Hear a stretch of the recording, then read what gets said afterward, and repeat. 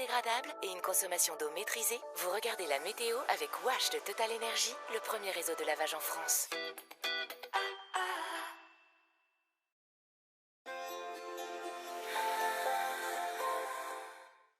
Bonsoir à tous, la météo s'annonce bien perturbée pour ces 2 prochains jours avec de fortes pluies et du vent fort aussi. On avait un ciel très nuageux quasiment partout en France. Ici vous le voyez donc du côté de l'Orne, on a eu aussi quelques averses dans le courant de la journée. Et ce soir, même programme avec ce ciel tout gris partout, un vent sensible.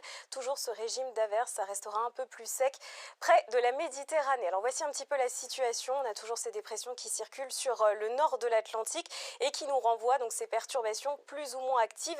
C'est vrai que celle qu'on avait eue aujourd'hui a apporté que très peu de pluie. Ce ne sera pas vraiment le cas pour celle de demain, avec déjà de fortes précipitations en matinée du centre-ouest en remontant vers le nord-est du pays. Vent sensible même à l'intérieur des terres jusqu'à 80 km/h en rafale. Autre perturbation qui va succéder, qui arrive déjà en matinée par les Hauts-de-France, qui va glisser dans l'après-midi et on retrouvera toujours cet axe pluvieux de la Gironde en remontant vers le nord-est avec toujours donc beaucoup de vent. Au fil des heures, retour de quelques éclaircies dans le nord-ouest du pays et sur l'extrême sud, vous serez à l'écart avec toujours du soleil. Ce sera le cas aussi pour la Corse. Les températures le matin, ce sera très doux. On est sous l'influence d'une masse d'air beaucoup plus océanique, entre 6 et 12 degrés. Puis dans le courant de l'après-midi, c'est quasiment stationnaire partout, excepté dans l'est, c'est vrai, où là, on va perdre quelques degrés. Mais ça restera très doux quasiment partout, entre 10 et 21 degrés. La journée de vendredi sera vraiment sous surveillance. On a une dépression en fait qui va circuler entre la Bretagne et les Hauts-de-France et donc au sud de la dépression. Ces vents forts vraiment, toujours entre les Charentes en remontant vers le nord-est, jusqu'à 90 km/h à l'intérieur des terres, jusqu'à 100 voire même 110 km/h sur les côtes atlantiques. Donc le tout avec encore beaucoup de pluie. C'est vraiment dans le nord-est où on attend les cumuls les plus importants. Ça peut donner aussi quelques chutes de neige sur les Alpes du Nord. Plus au sud, donc toujours du soleil, vous êtes protégé par les reliefs et la perturbation restera bloquée sur les régions centrales. De la douceur le matin, de la douceur également l'après-midi. Et puis regardez, ça va s'améliorer pour la journée donc de samedi. Progressivement, on a l'anticyclone qui va regonfler par l'ouest, apportant un ciel un petit peu plus lumineux. Mistral, tramontane qui vont souffler dans le sud-est. Les résidus quand même de notre perturbation dans le nord-est, ça peut donner quelques flocons même en pleine en matinée sur ces régions. Dimanche s'annonce comme une très très belle journée sous l'influence de l'anticyclone. Vent de sud-est, donc vous voyez que les températures vont bien grimper. Ce sera très très doux pour cette journée. Et puis ensuite, regardez le début de la semaine prochaine, c'est largement à confirmer. Mais globalement, lundi, belle journée avant l'arrivée d'une nouvelle perturbation par l'ouest. Et au contact de l'air doux, eh bien ça pourrait donner la première dégradation orageuse de la saison sur l'ouest du territoire. Mais on aura évidemment tout le temps d'en reparler d'ici là. 4 minutes d'ensoleillement pour ce jeudi. Profitez-en. Et dans un instant, le magnifique documentaire Il était une fois à Marseille avec des images d'archives, des images actuelles également. La participation de plusieurs célébrités, le tout raconté par la chanteuse Clara Luciani. Je vous souhaite une très belle soirée. À bientôt.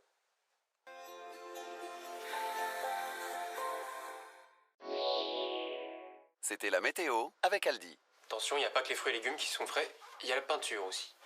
Quoi? Non, rien. C'est beau, hein? C'est très réaliste. Aldi, place aux nouveaux consommateurs. Un lavage auto plus responsable, des produits biodégradables et une consommation d'eau maîtrisée. Vous avez regardé la météo avec Wash de Total Energy. Trouvez et achetez votre lavage avec l'application Wash. Inédit, demain sur France 3. Regarde-moi, mon portrait, le voici. Quand le jazz est là. Plus qu'un chanteur, plus qu'un poète, Sur l'écran noir de mes nuits blanches. plus qu'un mari ou un père, Elle voulait un enfant, moi je n'en voulais pas.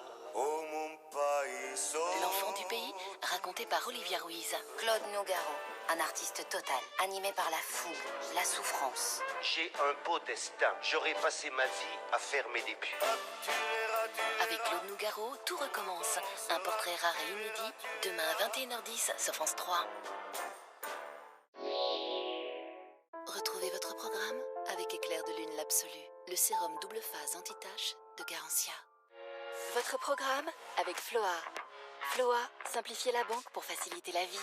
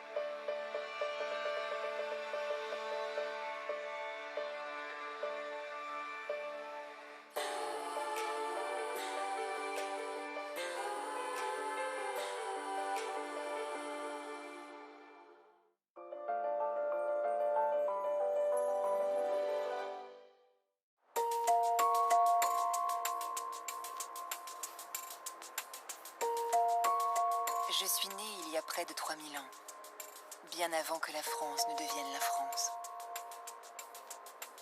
Je suis l'un des plus beaux ports qui bordent les eaux de la Méditerranée. Une ville-monde où viennent se réfugier tous les peuples de la Terre. Elle n'appartient à personne et elle appartient à tout le monde. Donc on s'y sent chez soi de fait. Qu'on soit arrivé hier ou il y a 100 ans. Ce port-là, où arrivent les gens avec leur baluchon d'espoir. On n'a pas de statue de la liberté, mais on a la Canebière. Je suis une cité rebelle, fière de ma singularité. Ici, on dit même qu'on craint des gains, dans ma langue si particulière. Je crains des gains, ça veut dire je crains personne. Je tiens à te dire que je suis totalement différent de toi. Je suis peut-être un peu supérieur, ne m'en veux pas, c'est parce que je suis Marseillais. Ici, le football est roi, et mes supporters rêvent toujours de gloire. Pour moi, si tu n'aimes pas le foot, tu n'es pas Marseillais. Quand l'homme gagne, alors, je passe une semaine et des jours, c'est magnifique. Pourtant, il me rentre rien dans la poche, mais je suis heureux. Mais depuis longtemps, en raison de la violence des hommes, j'ai aussi mauvaise réputation. J'ai des amis parisiens qui m'ont dit « Tu vas aller à Marseille ?» Toi ? Oui, puis d'ailleurs j'y suis née. Tu es née à Marseille. À cette noirceur qui me colle à la peau, je vais répondre en faisant chanter et danser la France. Tout à coup, il y a eu des jeunes issus de la ville, des quartiers populaires, qui obtenaient une reconnaissance nationale. Faire le Sinjou, c'est devenu la carte d'identité marseillaise, quoi. Des fois, tu parles même plus, tu viens d'où, tu fais ça, c'est fini, ils savent. Voici mon histoire, que vont raconter ces Marseillais qui n'aiment rien autant que leur ville. C'est une ville où il faut avoir le cœur bien accroché. C'est une ville qui demande de l'énergie. Marseille, c'est un secret. Il faut arriver par la mer, parce que là, on voit une ville en or. C'est d'une beauté inimaginable. On m'a appelée Massalia la grecque, Marsillo la provençale. Et personne n'a jamais réussi à m'enchaîner. Je suis la plus vieille ville de France. Je suis Marseille.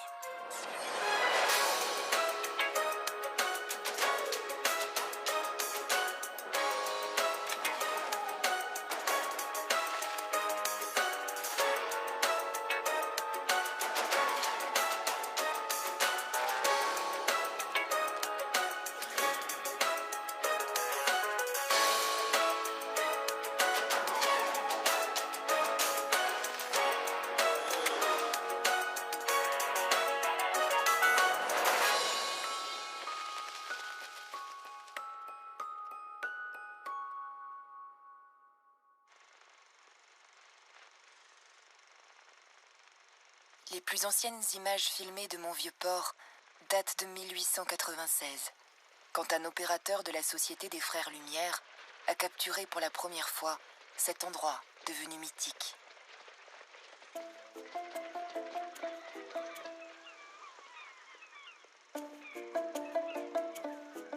C'était hier, et cela semble pourtant d'une époque si lointaine, quand l'homme allait encore à cheval, et que les premiers tramways faisaient leur apparition au tournant du siècle.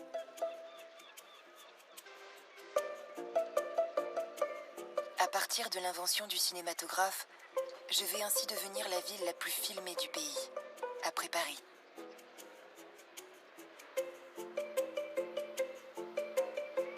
Les opérateurs sont notamment fascinés par le pont transbordeur, inauguré en 1905. Ce pont est un signal, monsieur. Chaque ville, chaque pays, ont des signaux. Véritable monument, devenu mon emblème, le pont situé à l'entrée de Macalanque permet de relier les deux rives du port grâce à une nacelle électrique.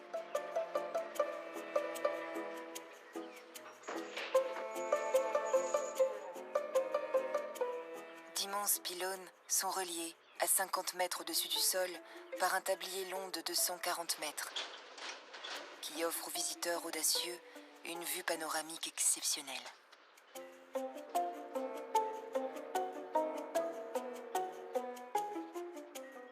Des générations d'enfants marseillais seront subjugués par l'incroyable machinerie de métal. Mes parents m'ont amené au Catalan Et moi, je ne voulais pas aller au Catalan avec le tram qui fait le tour, ou alors aller à pied. Je voulais y aller avec le pont de transporteur. Parce que le pont de transporteur, pour moi, c'était une nouveauté. Je montais, je me mettais comme ça et on me transportait. Et j'arrivais de suite de l'autre côté. Je me souviens de l'eau qui défile dessous la plateforme. Et je suis accroché aux jambes de mon père. Mais c'était un moment merveilleux.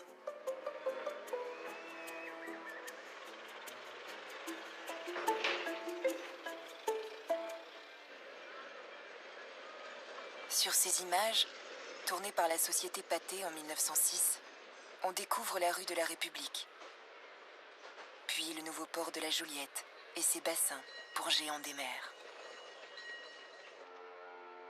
Le balai incessant de mes navires a toujours impressionné ceux qui sont passés un jour par ici. Comme l'écrivain Guy de Maupassant, quelques années plus tôt, en 1884. Dans le bassin de la Joliette, les lourds paquebots chauffent, couverts d'hommes qui les emplissent de marchandises. L'un d'eux se met tout à coup à pousser des mugissements. Une sorte de cri de bête qui sort du ventre fumant du monstre. Le vaste navire quitte son point d'attache, passe doucement au milieu de ses frères immobiles, et brusquement, il s'élance.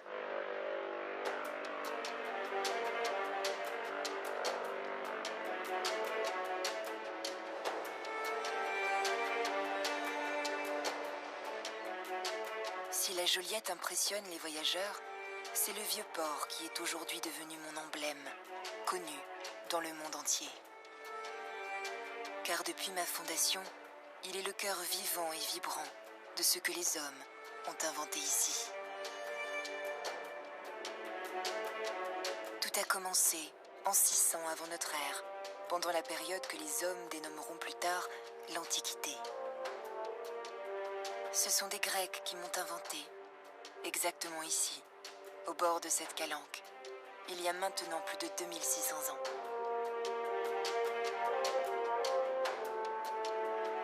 C'était un temps ancien, où les Grecs avaient colonisé presque toute la côte méditerranéenne. Certains d'entre eux, installés à Phocée, en Asie mineure, dans l'actuelle Turquie, décidèrent de partir explorer la Méditerranée et de fonder de nouveaux comptoirs commerciaux, toujours plus à l'ouest.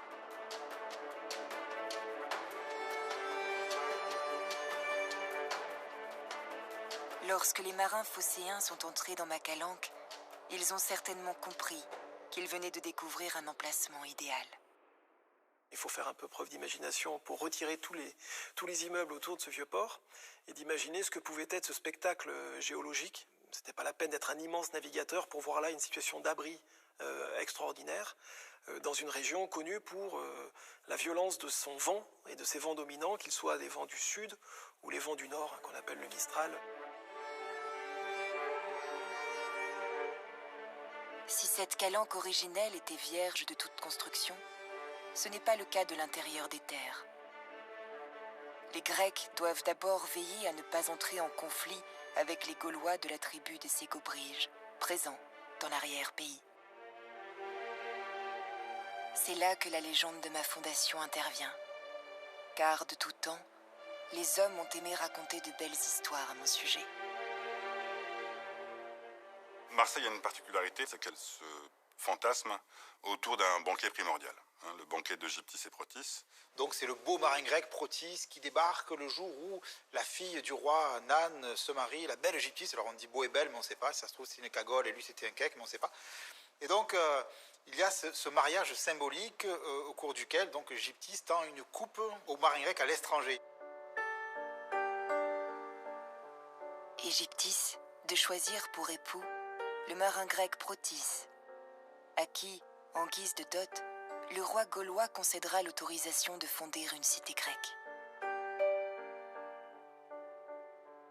Quand on était petit, la mairie de Marseille donnait des cahiers aux élèves dès que vous rentriez à l'école. Et sur la 4e de couverture de ce cahier, il y avait la légende de Marseille qui était écrite. Donc on était tous On savait tous que Marseille avait quelque chose à voir quand même un peu avec l'Antiquité, avec la mythologie, que c'était une ville qui avait 2600 ans, que les filles, c'est elles qui choisissaient leur fiancé, et qu'elle avait choisi l'étranger. Et ça, il reste quelque chose de ça dans la tête, dans le cerveau, dans l'esprit de chaque Marseillais, quoi. Cette ancienneté du métissage, voire ce mythe fondateur de Marseille qui est un mythe de métissage, en fait, déjà. Moi, Massalia, ville grecque. Je suis donc née ici, sur la rive nord d'une calanque que mes fondateurs appelleront Lacidon, qui signifie source, pour raconter le miracle de cette terre en bord de mer, arrosée d'une source d'eau douce. Ma cité antique s'organise autour de l'actuel quartier du Panier, avec une acropole dédiée à mes premières protectrices, les déesses Athéna et Artémis.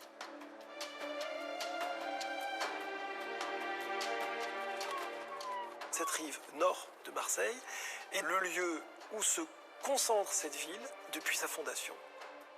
Donc vous avez un millefeuille archéologique dans le quartier du Panier qui est absolument vertigineux, puisque vous avez 2600 ans d'histoire urbaine continue sous vos pieds.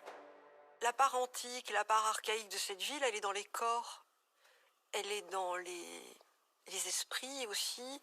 Depuis mon enfance, la mer, ça va avec la mythologie, ça va avec Homère, ça va avec l'Iliade et l'Odyssée. Donc la mer est régénératrice pour moi. Et en même temps, elle m'apporte l'histoire antique. C'est un peu notre richesse dans notre pauvreté.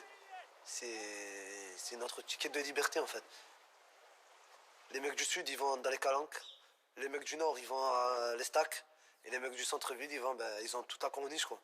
Vous allez voir n'importe quel mec dans la rue qui a mon âge, il a sauté de la corniche à la mer. J'ai pas dit sauter du plus haut endroit de la corniche, mais sauter des rochers de la corniche, on l'a tous fait au moins une fois. Les gens me diront, ouais, mais c'est un malade, c'est un taré, il saute, mais le sentiment de liberté, la boule qu'il y a au ventre, tu sautes, tu atterris, tu as un souci en moi, c'est bon. Ça te permet d'évacuer. Les mômes qui se jettent dans l'eau au risque de leur vie, au risque du rocher, c'est une permanence depuis, je pense, des millénaires. De cette espèce d'insolence, de se jeter dans les abysses comme ça, et d'être beau, d'être comme un demi-dieu. Je pense qu'ici, à cause de la lumière, à cause bien sûr, de la mer, on peut être 1 heure par jour un demi-dieu, une demi-déesse. Il y a très peu de villes où ça a lieu.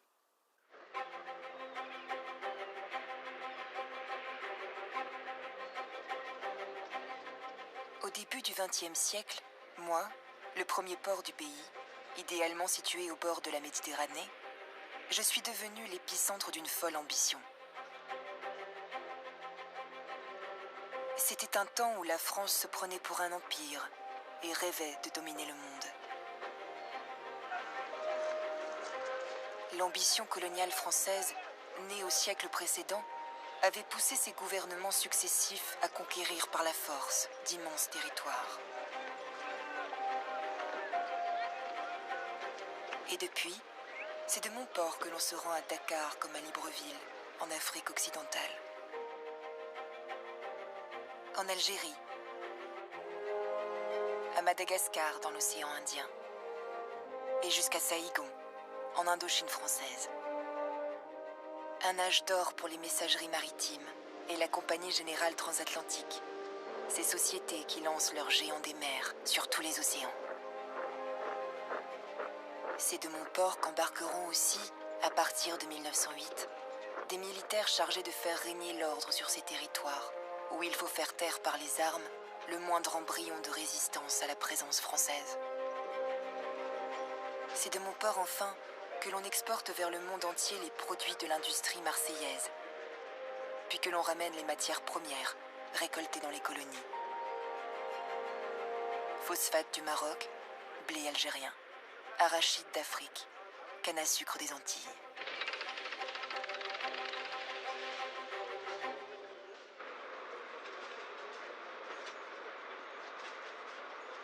Cette activité portuaire incessante et mon développement industriel nécessitent le recours à une main-d'œuvre innombrable. Une main-d'œuvre arrivée notamment d'Italie, depuis les campagnes déshéritées du Piémont, de Ligurie et bientôt de Naples. Ils sont plus de 100 000 au début du siècle à être installés ici, payés à la journée comme dockers sur le port ou embauchés dans les usines, notamment celles qui fabriquent ces savons qui portent fièrement mon nom.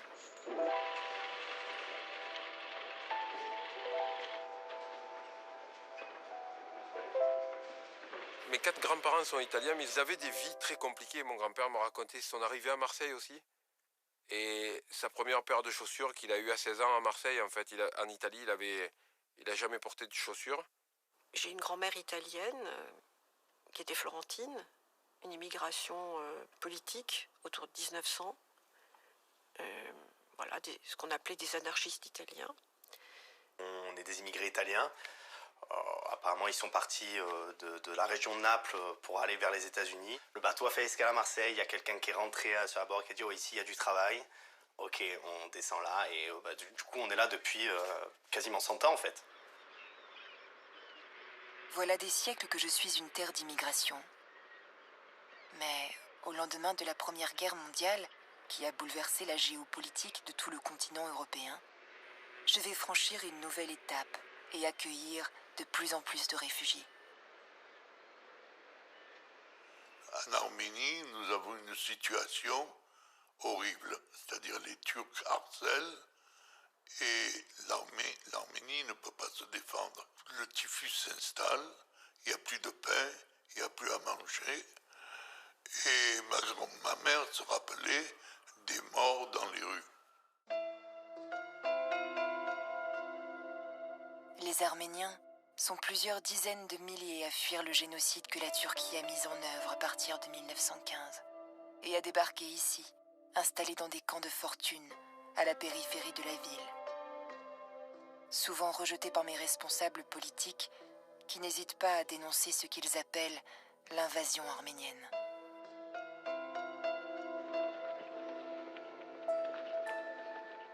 Puis, ce seront les Juifs de Turquie ou les Russes blancs proches de l'ancien régime tsariste qui fuient la Russie soviétique.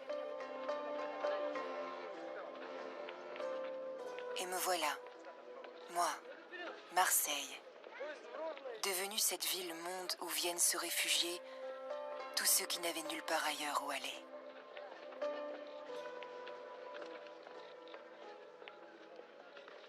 Du côté de mon père, je suis de Istanbul, c'est-à-dire Constantinople. C'était la capitale des Juifs de Turquie. Et ma mère était originaire de Smyrne, c'est-à-dire c'est la Turquie centrale. C'est les Russes blancs du côté de mon père. Mon grand-père était officier du Tsar, ma grand-mère a été aussi dans un bataillon féminin. Ils se sont rencontrés pendant la guerre civile. Je suis née dans ce récit-là, de la perte. Et de l'imaginaire, du coup. C'est le journaliste Albert Londres qui décrira le mieux l'incroyable atmosphère de ma cité. Quand chacun attendait désespérément de partir ou venait à peine d'arriver pour recommencer sa vie. Je ne connais pas le blason de Marseille, mais je sais de quoi il devrait se composer. D'une porte, une porte monumentale, où passeraient flux et reflux les 100 visages du vaste monde. J'ai planté mon poteau au milieu de ce tourbillon et j'ai pu entendre siffler toutes les sirènes du grand port. C'étaient les départs pour la Chine, les arrivées des Indes. C'étaient les émigrants de toutes les langues, hagards sous le soleil.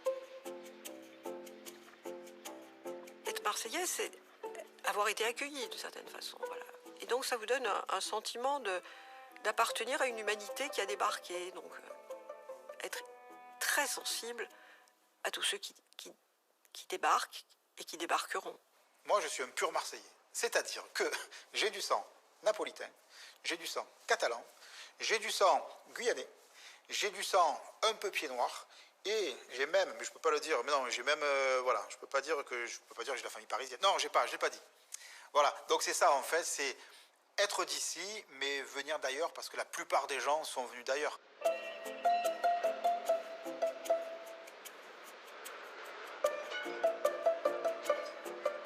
Et le journaliste Albert Londres, fasciné par cette tour de Babel que je suis en train de devenir, de raconter la Canebière, le cœur battant de la ville. La Canebière, c'est le rendez-vous de tous ceux qui se sont connus ailleurs qu'en France. Si vous avez un compte à régler avec quelqu'un qui, sur un point quelconque des océans, vous a vendu du mauvais poisson, venez vous asseoir sur la Canebière et attendez. Le misérable passera sûrement un jour. Ils y passent tous. C'est à croire que les voyageurs ont une religion secrète et que la Canebière est le lieu saint de cette religion.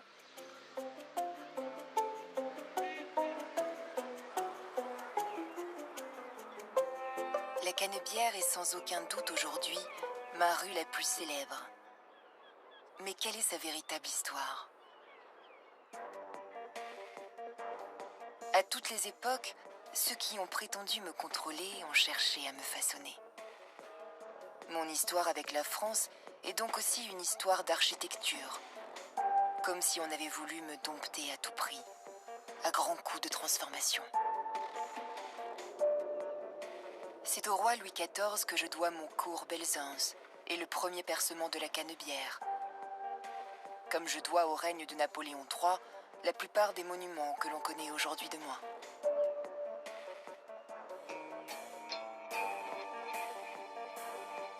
Moi, Massalia, fière cité grecque puis romaine, je suis devenue au XIIIe siècle Marsio la Provençale. Tous les comtes de Provence vont tenter, sans succès, de prendre le pouvoir ici. Et lorsque la Provence est finalement intégrée au royaume de France en 1481, il n'est pas question pour moi, Marsio la rebelle, de me soumettre à mes nouveaux souverains. Les rois de France vont ainsi devoir tolérer les libertés que je prends, jusqu'à ce que Louis XIV ne supporte plus que j'ose le défier de mon arrogance avec mes privilèges et mon indépendance. En 1660, le jeune roi envoie 7000 soldats envahir la ville et saisir mes canons. Désormais, l'autorité royale s'exercera sur moi. Symbolisé par le magnifique hôtel de ville, de style italien, érigé au bord de ma calanque et dont la façade accueillera un buste du nouveau maître des lieux. Et pour bien signifier qu'il ne tolérera aucune résistance, le roi fait édifier 2 forts à l'entrée du port. Le fort Saint-Jean, adossé à l'ancienne tour provençale du roi René, mais surtout, sur la rive opposée, le fort Saint-Nicolas, dont les canons seront non seulement tournés vers la mer, mais aussi vers la ville et ses habitants, qui sont désormais directement menacés d'une répression royale en cas de soulèvement. Comme si de toute éternité, le pouvoir central de Paris devait se méfier de moi et de mes Marseillais si insolents. Marseille, c'est pas la France. Et ça fait plusieurs siècles qu'on le dit. Je pense qu'on se sent plus autre chose que français. Je pense qu'on se sent marseillais parce que c'est une identité qui suffit. Marseille, c'est une cité, c'est une ville-monde. On a le monde à portée de main, on a le monde à portée de bouche. Donc on n'a pas besoin de se sentir pris dans une identité plus globale. À défaut de pouvoir changer les esprits de mes habitants, Louis XIV va au moins tenter de me changer moi, Marseille. Et parce que l'époque est au baroque et à la théâtralisation des villes, je vais être profondément transformée. Louis XIV va doter la ville d'un plan d'urbanisme qui fait qu'en l'espace de 30 ans, la ville va avoir une superficie multipliée par 3, quasiment. On abat les anciens remparts antiques. On construit une nouvelle enceinte de 10 portes, avec la création d'une percée spectaculaire entre la nouvelle porte d'Aix au nord et la nouvelle porte de Rome au sud. Et au cœur de cette avenue, un cours majestueux de 500 mètres de long, 40 mètres de large, avec des maisons en pierre de taille et des balcons en fer forgé. Le Grand Cours de Marseille, futur cours Belzunce, est alors considéré en 1687 comme l'un des plus beaux endroits d'Europe. Et entre ce cours et l'arsenal royal, les urbanistes percent une petite rue de 11 mètres de large, la rue Canebière, dont le nom viendrait du provençal canebé, qui signifie chanvre, cette plante utilisée dans le quartier pour fabriquer les cordages de mes navires.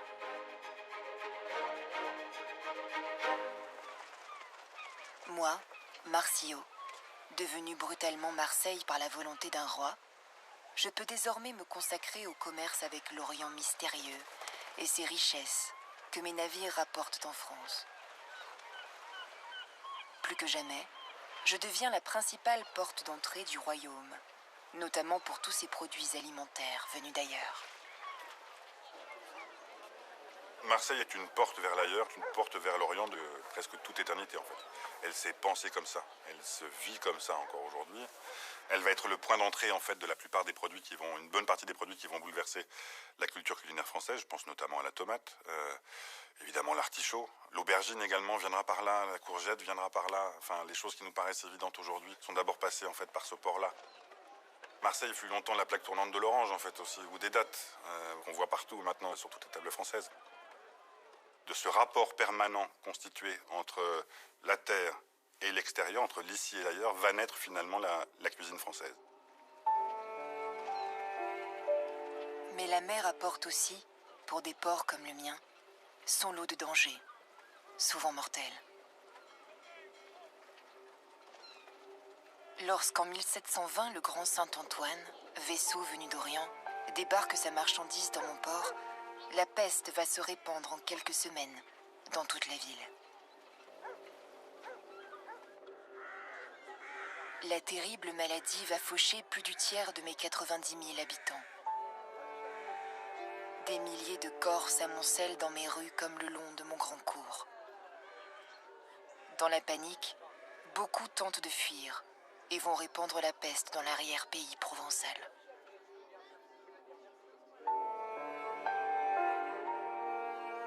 Mais aucun malheur n'est jamais parvenu à m'abattre, moi, la cité millénaire. En ce XVIIIe siècle flamboyant, mon port va bientôt retrouver son activité. Et lorsque survient la Révolution française, mon nom va même être définitivement lié au destin de la France.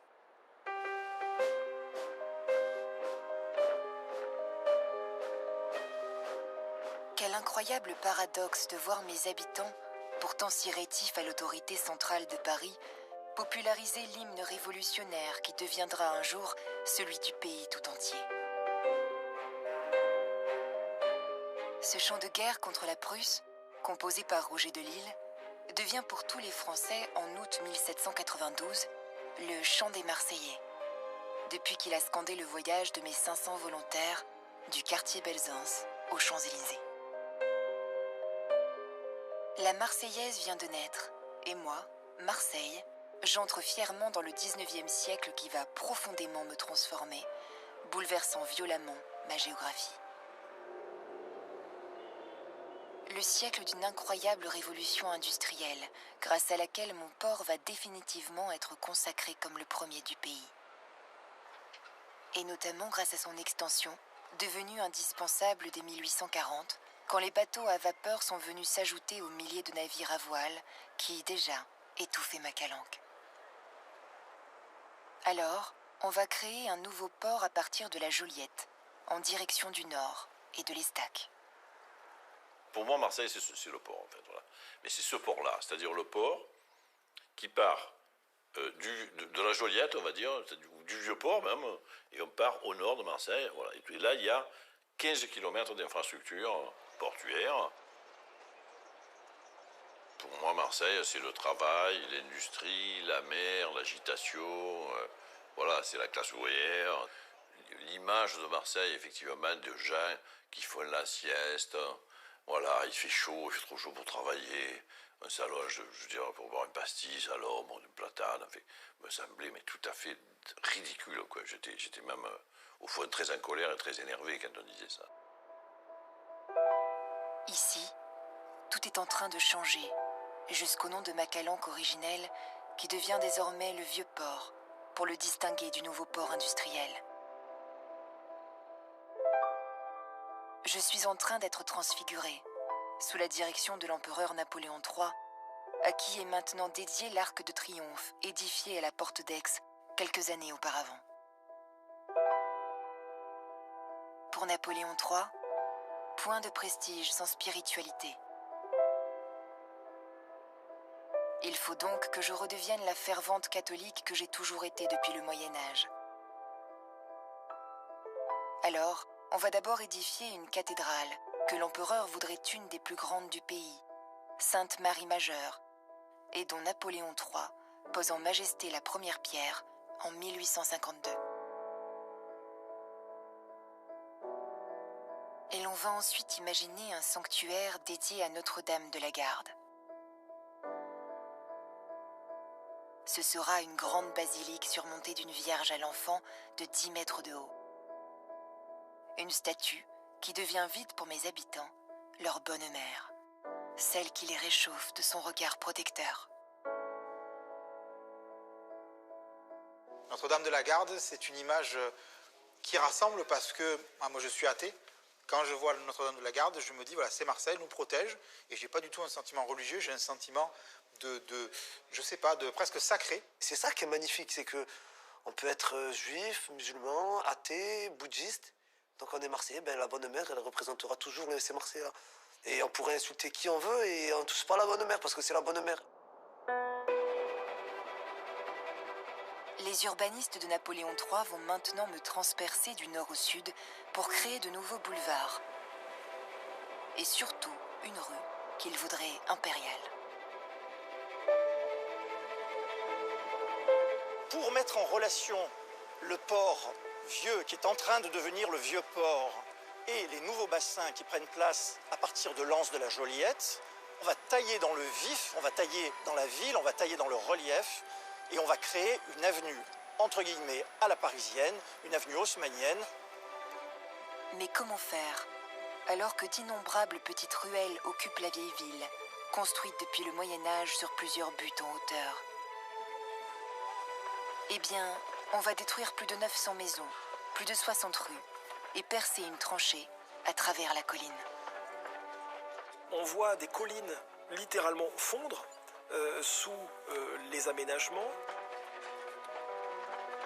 Il faut imaginer que la butte des Carmes va subir une diminution de 25 mètres de hauteur pour venir installer la rue de la République. Et on a encore aujourd'hui dans la ville de Marseille, en quelque sorte, des coupes stratigraphiques qui vous montrent la hauteur de la butte. La rue impériale, future rue de la République, est inaugurée par l'empereur en personne en 1864.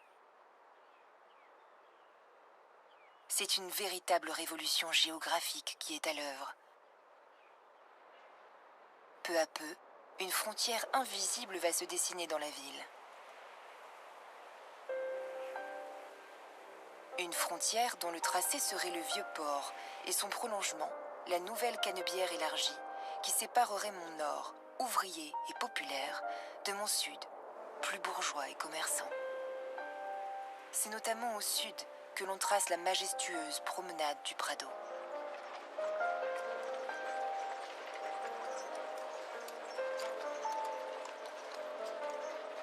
À l'époque, ici, vous aviez des champs, vous aviez des fermes, vous aviez de l'élevage, vous aviez et la campagne un petit peu, quoi. Quand le Prado a été aménagé, il y avait déjà beaucoup de place, donc on a pu faire une voie centrale, des contre-allées, de larges trottoirs. Moi, le Prado, je dis toujours, ce sont les Champs-Élysées de Marseille. On construit aussi une corniche qui permettra de longer la mer pour s'enfoncer vers le sud et les Calanques.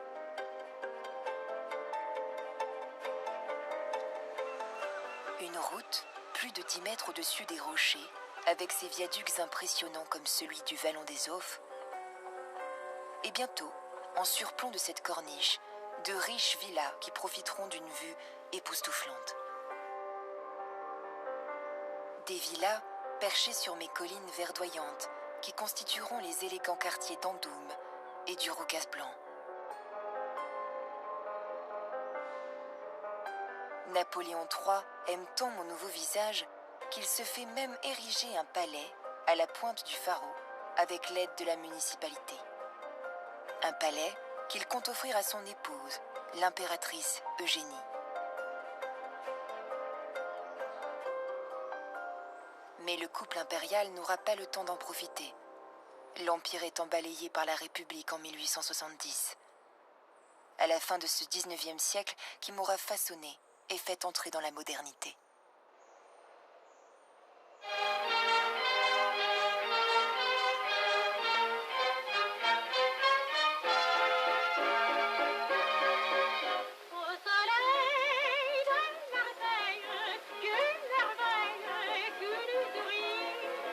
Sa douceur nous enivre, nous fait vivre, nous attendrit.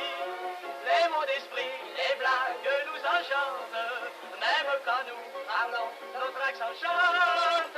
Au soleil de Marseille, que merveille, tout vous sourit. Dans les années 1930, mon image va balancer dans le cœur des Français, entre une mauvaise réputation, née au XIXe siècle, et une identité provençale bien particulière, qui fascine et qui connaît alors son apogée.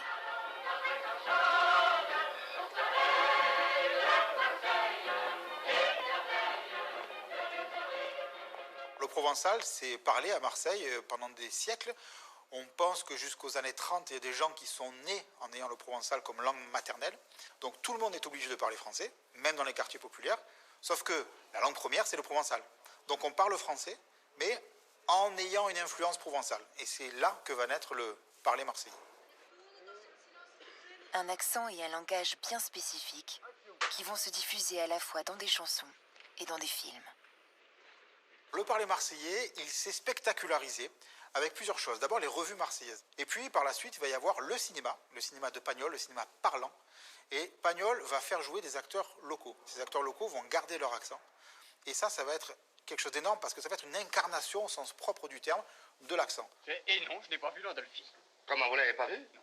Mais vous êtes pas allé à Paris, alors? Ah, j'en viens. De Paris? Et vous n'avez pas vu l'Andolphi? Et non. Alors il est mort. Peu cher.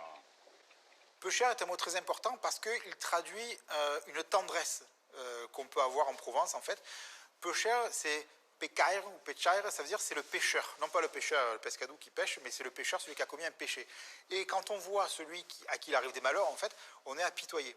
Peu cher, c'est un mot de commisération. J'aime bien ce mot parce que c'est l'empathie, c'est je partage la misère de l'autre. Oh, peu cher, il s'est fait mal. Souvent, il est galvaudé. Les gens qui imitent Marseille disent oh, peu cher Marseille, mais on ne dit jamais oh, peu cher Marseille. Non, on dit oh, peu cher vraiment, quoi, c'est sincère. Moi, j'en ai connu un comme ça, que son cerveau se ramollissait. Ça se fondait tout là-dedans. Et à la fin, quand il remuait la tête pour dire non, eh bien, on entendait flic-flac, flic-flac, ça clapotait. Voilà un cas extrêmement curieux. Ah oui, ça c'est curieux, hein? Tu ne me crois pas? Oh que si, je te crois. Parce que moi, j'en ai connu un encore plus bizarre. Au lieu de se ramollir comme le tien, eh bien le mien, son cerveau se desséchait. Oh, par exemple. Et ce pauvre cerveau, petit à petit, est devenu comme un pois chiche. Et alors, Pochon, quand il marchait dans la rue, ce petit cerveau lui sautait dans sa grande tête. Là. Ça sonnait comme un gros lot de bicyclette. Drôlin, drôlin, drôlin. La galéjade, contrairement à ce qu'on croit, n'est pas une simple exagération. Parce que la galéjade, on croit que c'est les pêcheurs qui disent « moi j'ai pêché un poisson comme ça, moi comme ça, etc. » Bon, voilà. Effectivement, on aime bien exagérer, mais comme dans notre culture. La galéjade, qu'est-ce que c'est? C'est une blague, une histoire qu'on raconte à quelqu'un, en n'étant pas dupe du tout. On sait que ce qu'on raconte, c'est une couillonnade, d'accord? Et on raconte ça à quelqu'un en pensant que, normalement, il doit comprendre que c'est exagéré. Mais si la personne en face est assez couillonne pour vous croire, c'est lui qui est galégé, c'est lui qui est couillonné. Donc en fait, c'est une sorte de piège, une sorte de leurre. Oh, tais-toi, va, Fada. Tu vois bien que c'est incroyable, ton histoire. Ah, elle est certainement aussi vraie que la tienne. Honoré, Si tu es un homme, dis-moi tout de suite et devant tout le monde que tu me prends pour un menteur. Mais naturellement que je te prends pour un menteur. Ouais, capitaine. Eh bien, Honoré, j'ai le regret de te dire que tu as absolument raison. À la tienne. Tiens.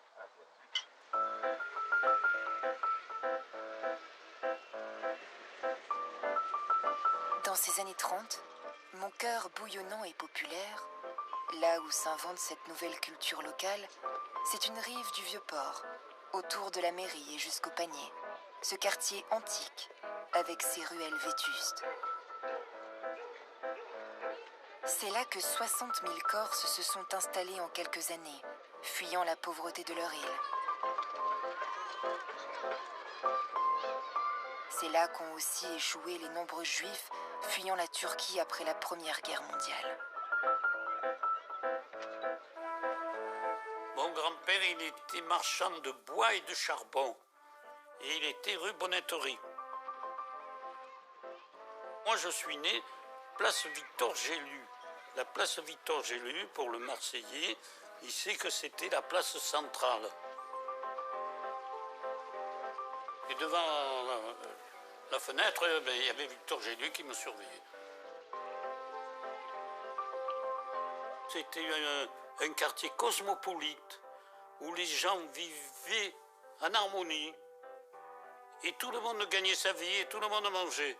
Il n'y avait pas d'antagonisme aussi bien religieux que croyant que pas croyant. C'était le quartier populaire de Marseille. Le long des quais du Vieux-Port, c'est là enfin que vivent des dizaines de milliers d'Italiens, qui représentent alors presque un Marseillais sur 4. Mon grand-père napolitain avait une toute petite échoppe de barbier pour navigateur. Mon père est né ici, dans ce quartier, qui était une Little Italy. C'est en dessous du Panier, c'est le quartier de la mairie, voilà. Mais je n'arrive pas à dire un nom, mon père dit toujours le quartier.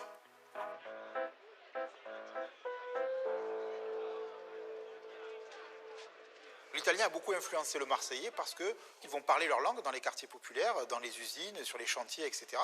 Et des fois, les Marseillais parlent même cette langue-là sans savoir les origines des mots qu'ils emploient. Le why, c'est un mot fondamental à Marseille. Pourquoi ? Parce que d'une part, c'est un mot qui montre qu'il y a une migration, c'est un mot d'origine napolitaine. Il guaio, c'est le désordre, le bordel, etc. Et c'est un mot important parce qu'il y a le bon why et le mauvais why. Le bon why, c'est l'ambiance festive au stade Vélodrome, on met le why, dans un concert on met le why, on fait les fous, on fait les fadas, donc ça c'est le bon why. J'étais à une soirée, c'était le why. Mais c'est aussi le bordel. Oh, sur l'autoroute nord, c'est le why, on ne peut pas avancer. La politique à Marseille, c'est de longue le why. Mon père, c'est un jeune homme, un très beau jeune homme, dans l'entre-deux-guerres, mais c'est un rital quand même. Vous savez, en plus à Marseille, c'est toujours pareil. C'est la dernière couche qui en prend plein la poire. La seule chose qu'évoquait mon grand-père, c'était le racisme.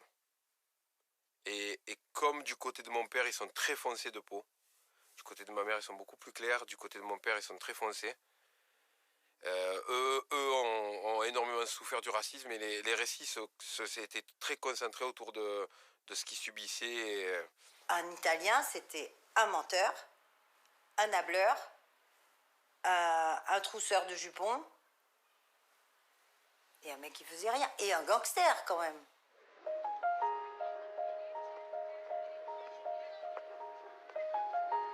C'est dans les rues labyrinthiques de ce quartier du Panier que les marins en escale aiment se perdre. Des hommes de passage, enivrés par les bars et les maisons de plaisir qui se sont multipliés derrière l'hôtel de ville.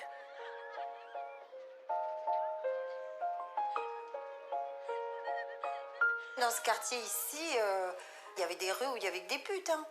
Lui, il habitait là. Il me disait toujours, moi, quand je rentrais le soir, je disais bonjour Madame Machine, bonjour Madame Machine. Bonjour. Il disait bonjour petit, comment ça va? T'as passé une bonne journée? T'as bien travaillé? Un port, c'est un environnement idéal pour organiser tous les trafics. Et la pauvreté est le terreau idéal pour mettre en place un système mafieux qui trouvera toujours de petites mains, prêtes à toutes les combines pour tenter de survivre.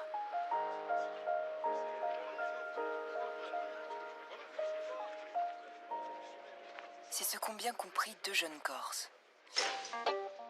Paul Carbone et François Spirito deviennent bientôt les parrains de la mafia marseillaise.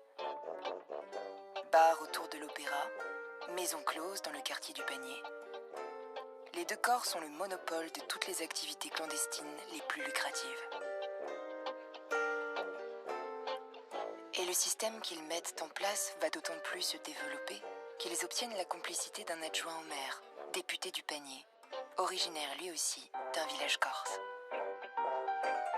Simon Sabiani inaugure dans les années 30 cette maladie qui va me ronger, le clientélisme. Le clientélisme, c'est l'échange d'une protection ou d'un avantage contre un bulletin de vote. Vous savez ce que je vous ai dit tout à l'heure, hein, M. Sabiani, c'est entendu, oui? Entendu, mais écoutez, pour cette affaire, il faut revenir me voir. Bien, parce que je n'ai pas les éléments nécessaires en ce moment-ci. Bon, c'est entendu, alors je repasserai. Entendu.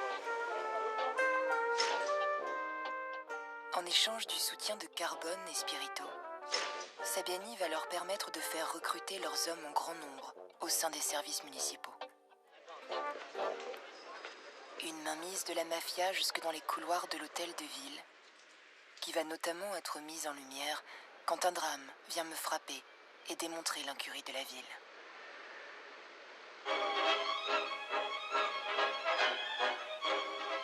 Un incendie qui s'était déclaré dans un grand magasin de la Canebière prit rapidement une énorme extension. En un quart d'heure, tout le magasin n'est plus qu'un immense brasier.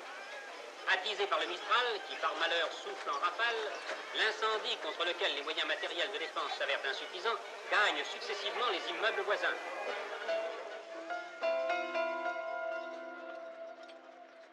Lorsqu'un incendie se déclenche en 1938, dans l'immeuble des Galeries Lafayette sur la Canebière, les services municipaux sont incapables de lutter efficacement contre les flammes, par manque de moyens et surtout de personnel qualifié.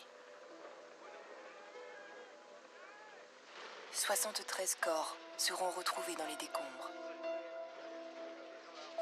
Le scandale émeut la France entière, au point que le gouvernement est obligé de prendre l'année suivante une mesure très rare. Il me met, moi, Marseille, sous tutelle de l'État, retirant leur pouvoir à des élus finalement incapables de gérer le budget d'une ville confrontée à tant de défis, et qui plus est, soupçonnée d'être corrompue par la mafia corse du Panier. Alors que mon folklore provençal venait de m'attirer toutes les sympathies, c'est finalement une légende noire qui est en train de l'emporter dans l'esprit des Français. Désormais, on ne me regardera plus de la même manière.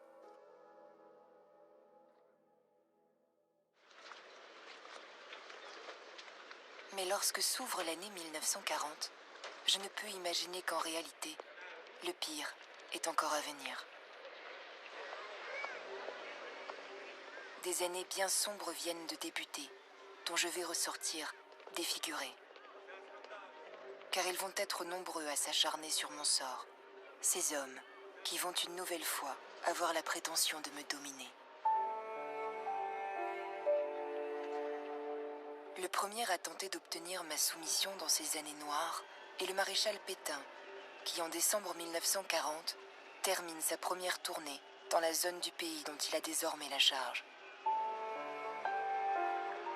Depuis l'offensive allemande de mai 1940 et la déroute des armées françaises, la France a été coupée en deux par une ligne de démarcation. Au nord, la zone occupée par les Allemands. Au sud, la zone dite libre, dirigée par le vieux maréchal, qui a renversé la République pour imposer un État français dictatorial. Mes habitants, qui font un accueil triomphal à celui qui incarne à leurs yeux ce qu'il reste de pouvoir national, ne peuvent imaginer que le destin que le maréchal leur promet est en réalité une collaboration vertigineuse avec l'occupant nazi, incarné ici par l'ancien député du Panier, Simon Sabiani, qui rejoint les fascistes français du PPF de Jacques Doriot.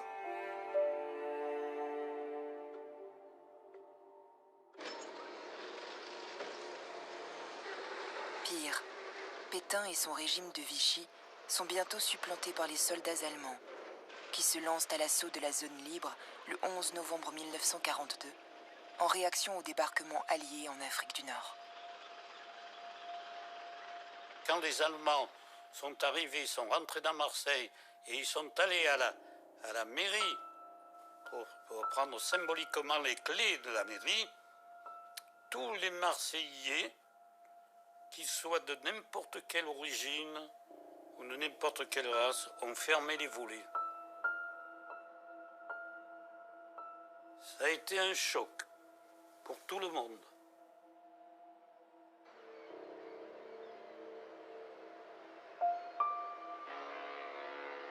Le premier objectif des nazis est de prendre possession de mon port.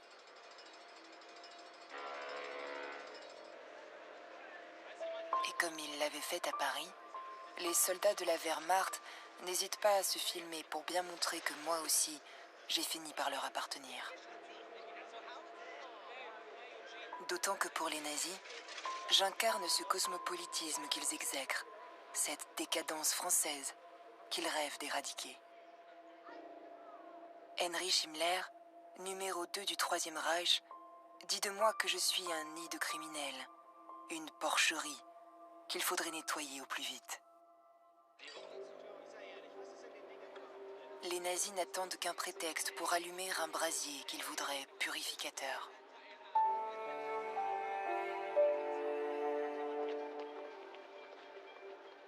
Lorsque les résistants des FDP Moi, cachés dans le panier, attaquent des soldats allemands en janvier 1943, l'excuse est toute trouvée.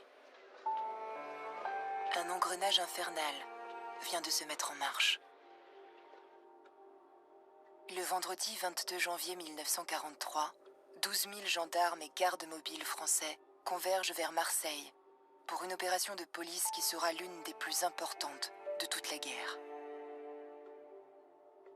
Depuis la préfecture, c'est René Bousquet, le secrétaire général de la police de Vichy, qui négocie avec les nazis l'ampleur de la répression, comme la cible des rafles.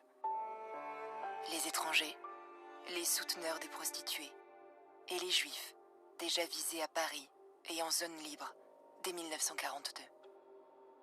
Et comme au Veldiv, ces arrestations devront ici aussi être effectuées par la police française. Question de souveraineté. Alors, à la tombée de la nuit, les policiers vont rafler 1837 personnes dans les cinémas, les cafés et au domicile de familles juives qui viennent de débuter la fête du Shabbat. Ils recommenceront le lendemain, le 23 janvier, dans le quartier de l'Opéra. Là, on a raflé mon oncle, mes cousines 9 ans et 12 ans. Et le lendemain, à la première heure, c'était nous. Le 24 janvier à l'aube, les événements s'accélèrent.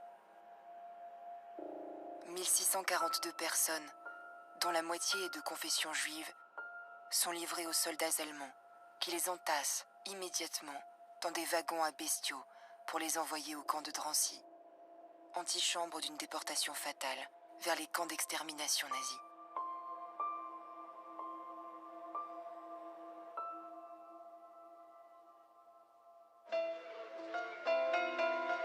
Ce même matin, policiers français et soldats allemands envahissent les quartiers du Vieux-Port, autour de la place Victor Gélu, de la rue Bonnetterie et de la rue de la Caisserie.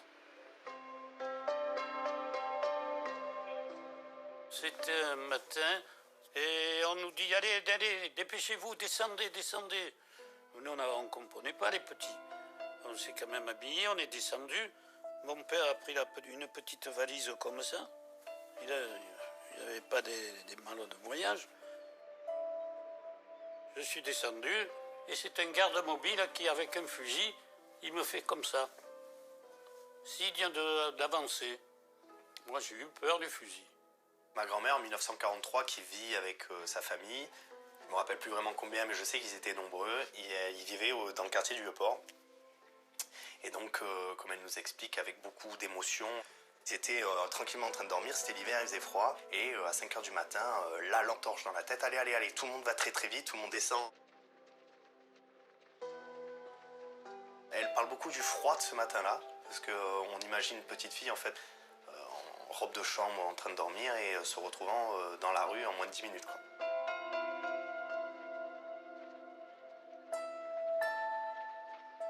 On est arrivé sur le vieux port, où là il y avait les trams, les fameux trams qui nous ont amenés à la Joliette. Les 15 000 personnes arrêtées montent dans les voitures de tramway, direction la gare d'Aringues. On s'est pointé là à la gare d'Aringues, où on a monté dans des wagons à bestiaux. Et là on est les wagons à bestiaux, parce que mon père et ma mère ils regardaient sans arrêt qu'ils ne nous perdent pas, parce qu'il y avait tellement de monde. Et on est arrivé à Fréjus. On a été dans des baraquements. Je pense, d'après l'histoire, j'ai compris qu'on est resté 3 jours, 2-3 jours, le temps qui trie les bons, les mauvais, et les machins, à leur manière, hein, les bons et les mauvais. Dans un camp d'internement, à Fréjus, dans le Var, la police française contrôle les identités des 15 000 naufragés du Vieux-Port. Si plus de 14 000 sont finalement libérés au bout de quelques jours, 800 hommes sont gardés en détention, dont plus de 200 juifs.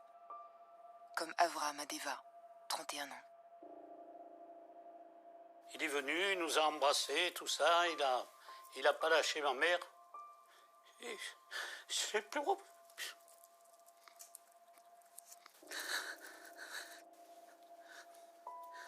On l'a plus revu.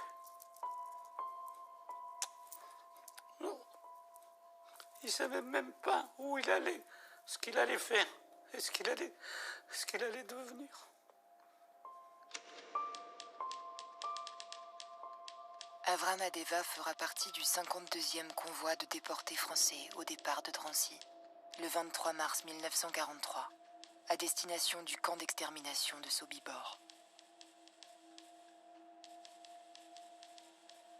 Pour ses parents, Haïm et Rena Adeva, ce sera le camp d'extermination d'Auschwitz-Birkenau, par le 63e convoi de déportés. Comme pour ses nièces, Léa Souhami, 12 ans, et Marcel Souhami, 9 ans, raflés dans le quartier de l'Opéra et déportés par le 72e convoi.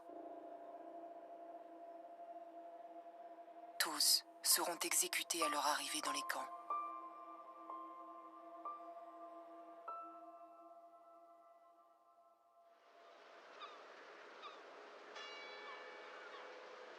Si les habitants du Vieux-Port ont été pour la plupart libérés, ils ne reverront jamais leurs appartements.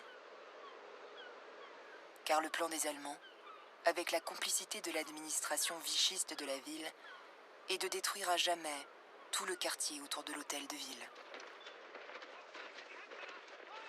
Le 1er février 1943, les soldats du génie allemand installent des explosifs dans les ruelles et sur la place Victor Gélu. Bientôt, ils font sauter les immeubles, un à un.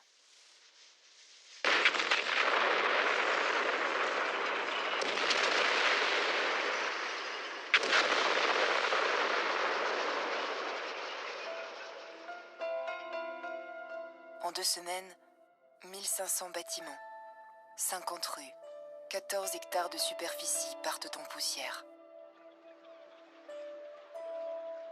La folie et la haine des hommes viennent de me laisser une cicatrice sur le corps et dans le cœur qui ne pourra jamais s'effacer.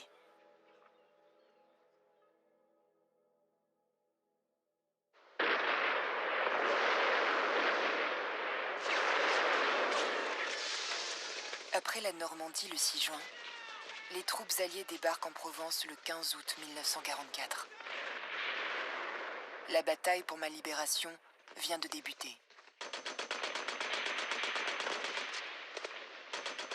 Ce sont les troupes coloniales françaises, d'abord marocains et tirailleurs algériens, qui se lancent les premiers à l'assaut et qui délivrent Notre-Dame de la Garde. Les Allemands se rendent le 28 août 1944.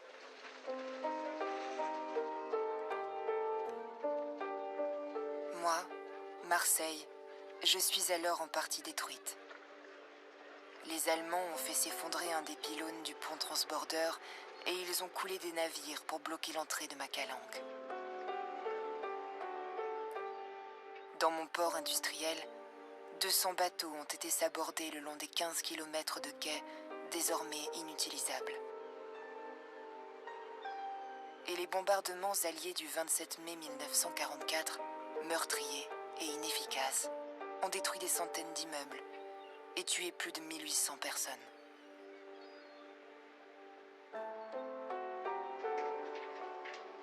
Quant à la rive du Vieux-Port, autour de l'hôtel de ville, c'est comme un gruyère dont on aurait mangé le cœur.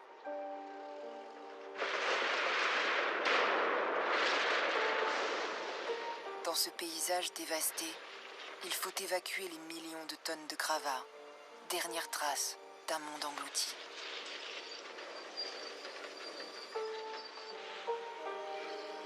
Et lors d'une cérémonie, presque cathartique, enregistrée par les caméras des actualités cinématographiques, on détruit le dernier pylône de mon pont transborder.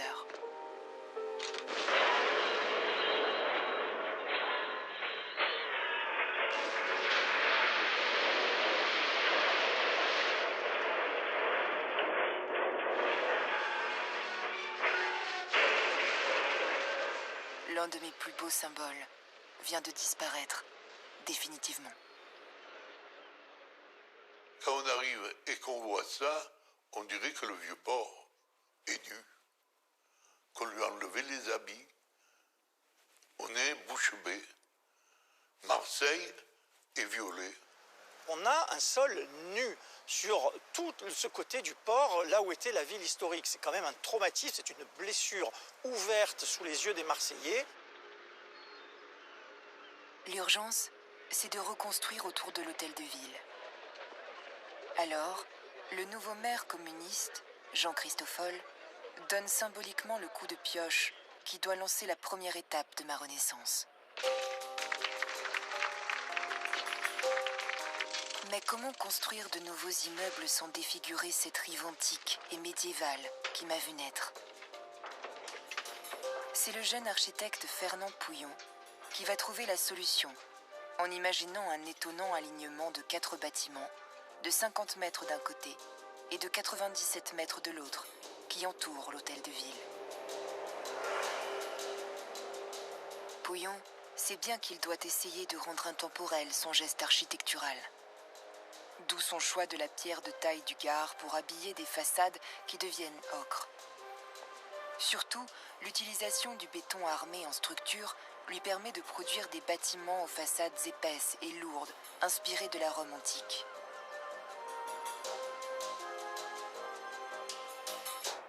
Quand j'étais petite, on venait le dimanche se promener avec ma mère sur le quai du Vieux-Port, où il y avait des tas d'attractions, il y avait des clowns, il y avait des gens qui faisaient des équilibres, enfin il y avait des tas de choses, ça n'existe plus maintenant. Et je regardais toujours ces immeubles, je disais toujours, un jour j'habiterai là-dedans.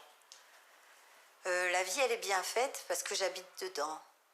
Mais ce qui est encore mieux, c'est que j'habite dans la rue où mon père habitait quand il était petit. Moi, c'est quelque chose qui me rassérène parce que ça veut dire que ce n'est jamais fini, que les choses continuent toujours. En ce début des années 50, l'immense chantier de ma reconstruction permet de me soigner des ravages de la guerre. Et pour y parvenir, les Marseillais sont prêts à toutes les folies. Comme ce jour de 1954, quand sous le regard ébahi de mes habitants, on choisit de déplacer le plus ancien de mes bâtiments. L'hôtel de Cabre, qui date du XVIe siècle, avait été épargné par la folie destructrice des nazis, mais il se retrouvait mal situé sur les plans des nouveaux quartiers, imaginés derrière l'hôtel de ville. Alors, grâce à un incroyable système de vérins hydrauliques, c'est l'immeuble entier qui a été soulevé, déposé sur des rails et déplacé centimètre par centimètre pendant de longues heures. Une opération exceptionnelle qui vise à installer l'immeuble 15 mètres plus loin, tout en le faisant tourner de 90 degrés, afin de l'aligner sur la nouvelle Grand Rue, et la nouvelle rue Bonneterie.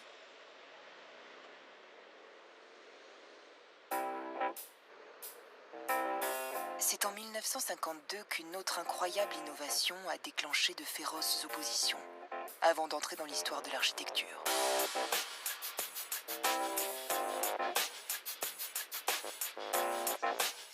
C'est le ministre de la Reconstruction qui commande dès 1945 à l'architecte Le Corbusier un immeuble d'habitation expérimental. L'architecte rêve d'un habitat communautaire, fondé sur une nouvelle unité de mesure à échelle humaine qu'il a inventée. Un projet utopique qui veut rendre à l'homme des villes à la fois la nature et le soleil. Le Corbusier va se surpasser en inventant ce qu'il appelle un village vertical qui réunirait de bas en haut à la fois plus de 300 espaces d'habitation, mais aussi une école maternelle, des commerces et un hôtel-restaurant.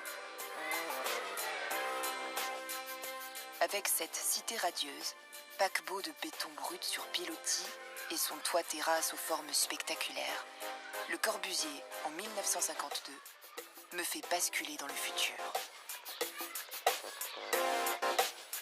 La cité radieuse, ça a été un ovni qui s'est posé dans la campagne marseillaise. Parce qu'il faut voir qu'à l'époque, le quartier où ça s'est implanté, il n'y avait vraiment pas grand-chose. Et donc, quand tout à coup s'édifie un bâtiment comme on n'en a pas vu, pas étonnant que les Marseillais les qualifiaient de maison du fada.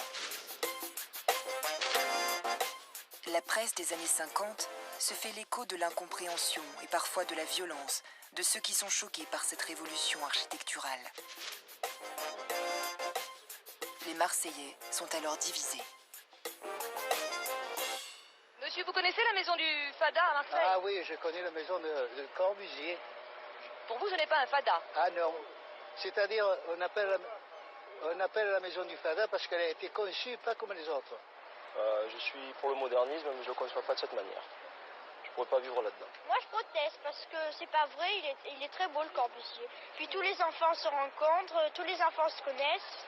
Et on joue ensemble. C'est un petit peu comme un village aussi pour nous. On connaît presque tous les habitants, toutes les portes, on peut y aller. Ce sont les habitants de la cité radieuse qui feront adopter aux Marseillais l'étonnant bâtiment, considéré désormais comme un chef-d'œuvre entré au patrimoine mondial de l'humanité.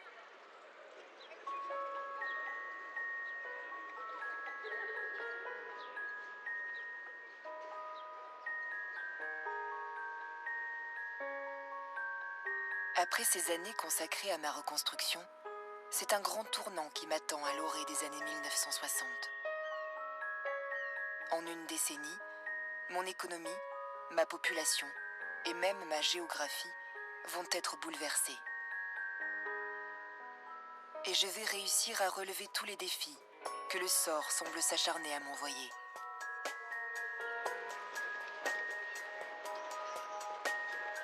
Mon port a toujours été mon poumon économique, le thermomètre de ma prospérité. Les échanges commerciaux au sein de l'empire colonial français continuent de porter alors mon développement, comme la création d'un port pétrolier à l'embouchure de l'étang de Berre.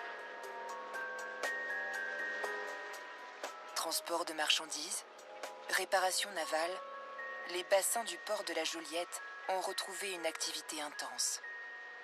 Le quartier-village de l'Estac devient mon cœur battant et ouvrier. Après l'Estac, on sort de Marseille, en fait, on quitte Marseille. C'est la limite extrême des quartiers nord. Et c'était un quartier qui était composé de gens qui travaillaient, tous travaillaient, quasiment pas de chômage à ce moment-là, et qui travaillaient sur les quais. Donc soit docker, ce qui était une des corporations, l'autre corporation, c'est la réparation navale. C'est les travailleurs français, les travailleurs arméniens, les travailleurs espagnols, les travailleurs italiens, les travailleurs maghrébins, voilà, qui travaillent tous au même endroit, qui rentrent le soir ensemble du boulot, voilà. Donc c'est des gens qui bossaient comme des fous.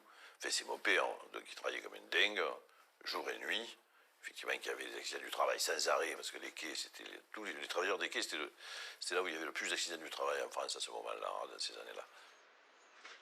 Ces hommes-là étaient des hommes qui ne sont pas comme nous aujourd'hui, quoi, hein, je veux dire. Moi, je l'ai vu rentrer avec une caisse à outils qui s'était ouverte, donc, et qui était tombée au fond de la cale où il travaillait. Donc, il avait reçu un buret sur la tête, il avait le crâne fendu, comme ça. Il rentrait du boulot avec le crâne fendu, avec juste un pansement, comme ça, une espèce de truc.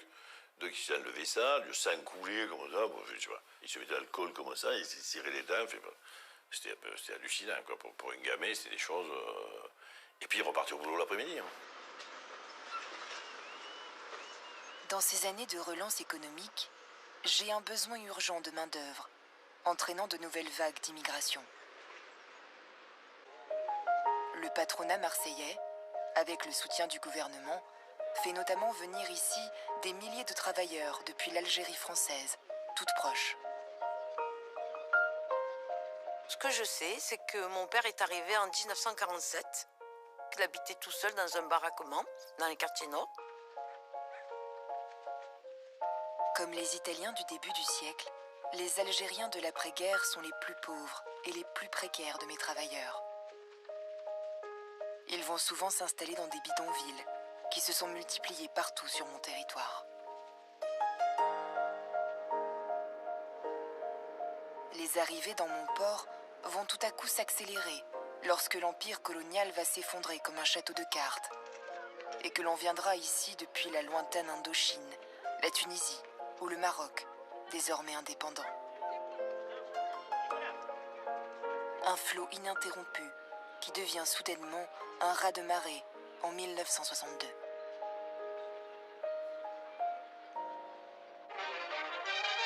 Marseille est la plaque tournante des ponts aériens et maritimes établis entre la métropole et les grandes villes d'outre-Méditerranée. D'où des Français de souche, des Israélites et des musulmans, femmes et enfants surtout, cherchent à fuir à la cadence de plusieurs milliers par jour. Presque sans bagages, 2 valises seulement par personne, souvent sans ressources et sans famille en France, les Français connaissent ainsi un nouvel exode devant la terreur qui règne en Algérie.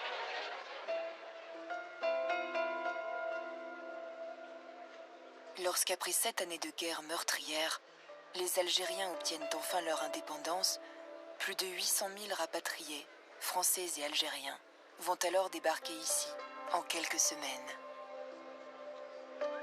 Ma grand-mère est arrivée en 62 avec ses 3 enfants, dont ma mère qui avait 4 ans et demi. Et mon grand-père est arrivé quelques mois plus tard. Du côté de mon père, c'était à Oran, et du côté de ma mère, c'était à Alger.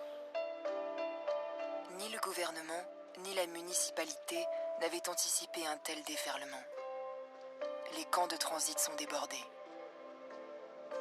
Chaque soir, ma place de la Bourse a même des airs de Bab el Oued, ce quartier européen d'Alger que les rapatriés voudraient reproduire chez moi, pour se donner l'illusion que leur vie d'avant n'a pas été totalement balayée. Ils ont quitté des souvenirs, ils ont quitté une enfance, ils ont quitté une jeunesse, ils ont quitté des entreprises, ils ont quitté un passé qu'ils ne peuvent plus retrouver. Mes grands-parents, non, ils sont assez pudiques sur la question. Donc c'est plutôt à l'adolescence que j'ai commencé à leur poser des questions, à chercher à savoir qu'est-ce qui s'était passé. Plus de 100 000 d'entre eux me choisiront comme refuge, augmentant subitement ma population de plus de 15%. Quand ils arrivent essentiellement à Marseille, ils vont apporter des mots, notamment des mots arabes, qui vont passer dans le parler commun, mais aussi des mots italiens passés par leur moulinette, si vous voulez. On va trouver la shkumun. La shkumun, c'est scomunicare en italien, donc c'est l'excommunication, mais c'est la malchance. Il y a un mot aouf, pour dire que c'est gratuit. Là, je suis rentré, c'est aouf, je n'ai pas payé, vous voyez. Aouf, c'est un mot qui est un acronyme latin, c'est-à-dire que c'est ad usum fabricae operis en latin, qui est passé en italien, aoufo, qui est passé dans le français d'Afrique du Nord, aouf, qui arrive ici pour dire c'est gratuit, c'est aouf, tu ne payes pas. Voilà. Et c'est un mot qui a circulé comme ça. Le mot tchatch, la tchatch, ça vient de l'espagnol ou du provençal, tchatcha, tchatcharear, tcharar, parler, bavarder. Hop, ça arrive à tchatch chez les pieds noirs, ça arrive ici, nous sommes des tchatcheurs, nous tchatchons, nous faisons des tchatchades, on a réacclimaté le mot. Nous, enfants de pieds noirs, on n'est pas pieds noirs à proprement parler, puisqu'on n'est pas né en Algérie. Mais par contre, on a hérité de tous ces codes culturels. Et autant pour nos parents et nos grands-parents, forcément, ça a été une déchirure. Autant pour nous, Ça a été une richesse. Face à cette arrivée massive de pieds noirs, harkis et juifs d'Afrique du Nord, la municipalité, dirigée par le socialiste Gaston Defferre, est face à un défi logistique et humain sans précédent. Il faut impérativement accélérer le plan de construction lancé quelques années auparavant. En quelques mois, des immeubles s'élèvent dans la ville. On va édifier dans l'urgence de grands ensembles d'habitations, là où il y a d'immenses terrains disponibles, au nord de la ville. C'est ainsi que naissent dans ces années 60 et 70 ce que l'on appellera les quartiers nord.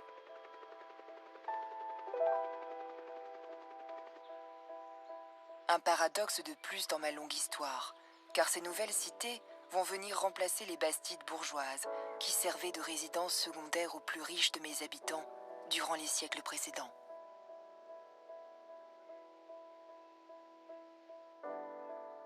On voit bien ici les cités.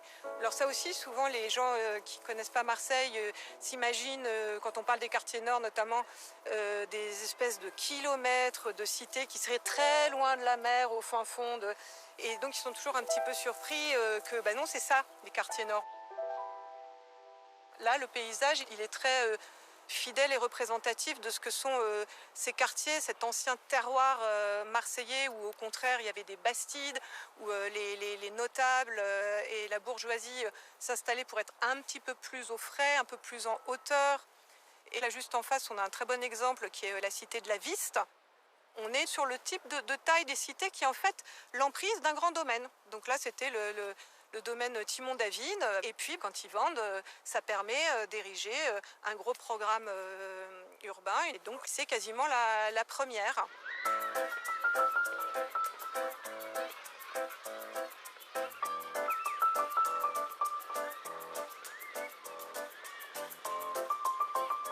La vie s'organise désormais au cœur de ces grands ensembles flambant neufs, avec des habitants venus de toute la Méditerranée qui s'enracinent dans la ville et font de moi, plus que jamais, une ville-monde, cosmopolite, où chacun s'invente une nouvelle destinée. En 1960, mes parents viennent habiter dans les premiers logements flambant neufs des quartiers nord de Marseille, à la cité Picon. Et me voilà, je nais en 1962 à Marseille, dans ces quartiers-là. Mon papa travaillait à l'usine de sucre de la cité Saint-Louis. Il y avait de grands bâtiments. À l'époque, il y avait 1100 salariés. Et donc, tous les papas travaillaient là-bas. En fait, je ne le savais pas, mais le quartier d'à côté, c'était plutôt des maçons. L'autre quartier, c'était plutôt des gens qui travaillaient dans les docks, sur le port. Voilà, mais nous, c'était le sucre. En plus, il faut imaginer quand même que ce qu'on appelle aujourd'hui cité dortoir, en 1960, c'était le Graal. Les gens étaient pauvres, il y avait beaucoup de bidonvilles, beaucoup de baraquements. Et donc, la construction de ces bâtiments à l'époque, c'était magnifique. C'était les années bonheur, les 30 glorieuses. Dans ces années de plein emploi, mes cités HLM servent même d'exemple et la télévision vient réaliser les premiers reportages consacrés à la vie dans ces nouveaux grands ensembles. Comme Eliane Victor, qui installe ses caméras dans la cité Picon, à la Busserine. C'était une grande joie parce que ce jour-là, ma maman m'a mis une très jolie robe, comme si j'allais à une fête, un mariage. Et ensuite, on nous a rassemblés dans le lieu où nous faisions nos ateliers habituellement.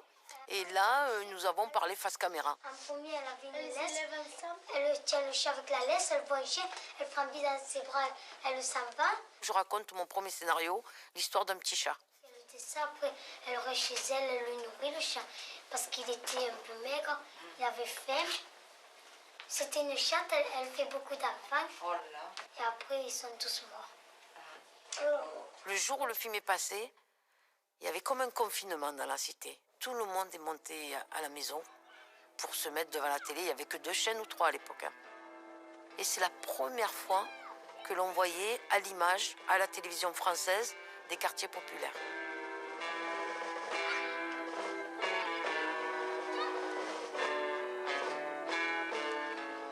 Vous avez des enfants, vous les prenez un par un. Ils n'ont rien de différent des autres. Ils sont tous prêts à recevoir. Je sais pas, c'est une pépinière d'intelligence, de compétences.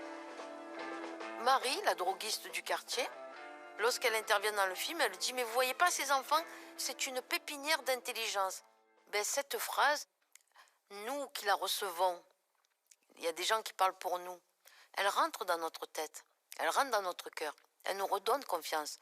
Parce qu'il faut bien comprendre que quand on est un enfant d'immigrés, un enfant issu d'un quartier populaire, on part avec un déficit d'estime de soi.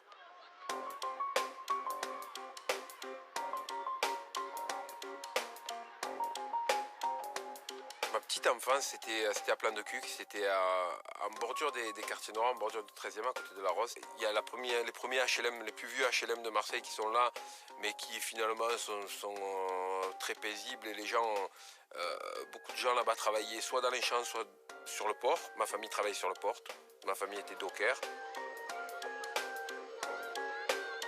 Tous les noms de ma classe, quasiment, il n'y avait que des noms italiens, napolitains, beaucoup. Et pour moi, tous les Français avaient ces noms-là. J'ai découvert a posteriori, en étant au collège, qu'en fait, les Français, on était issus de familles, vraiment de familles immigrées. J'ai eu des difficultés, par exemple, à la cantine. Je ne connaissais pas les plats français. J'ai jamais mangé de nourriture française. Donc quand je suis arrivé à la cantine, qui avait la béchamel, moi, je ne pouvais pas manger, c'était pas possible.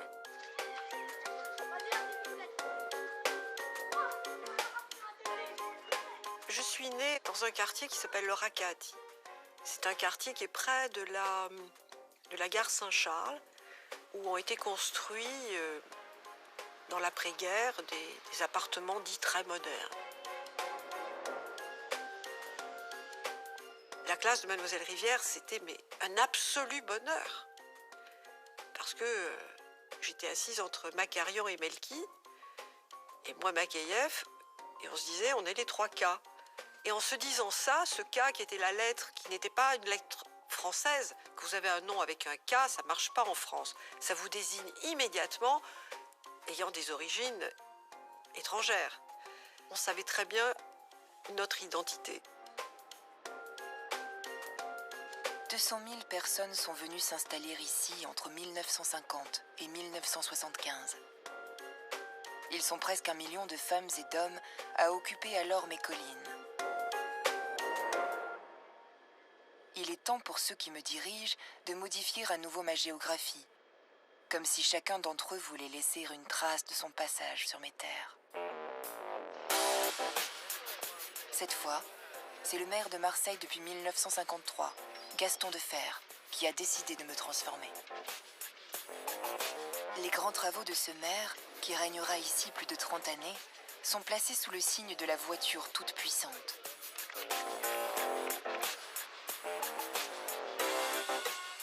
Les autoroutes s'enfoncent jusqu'au centre-ville, surgissant au cœur de mes anciens quartiers. Les tramways sont supprimés pour laisser plus de place aux véhicules individuels. Un immense parking est même construit sur l'élégant cours d'Estienne-d'Orve, désormais défiguré.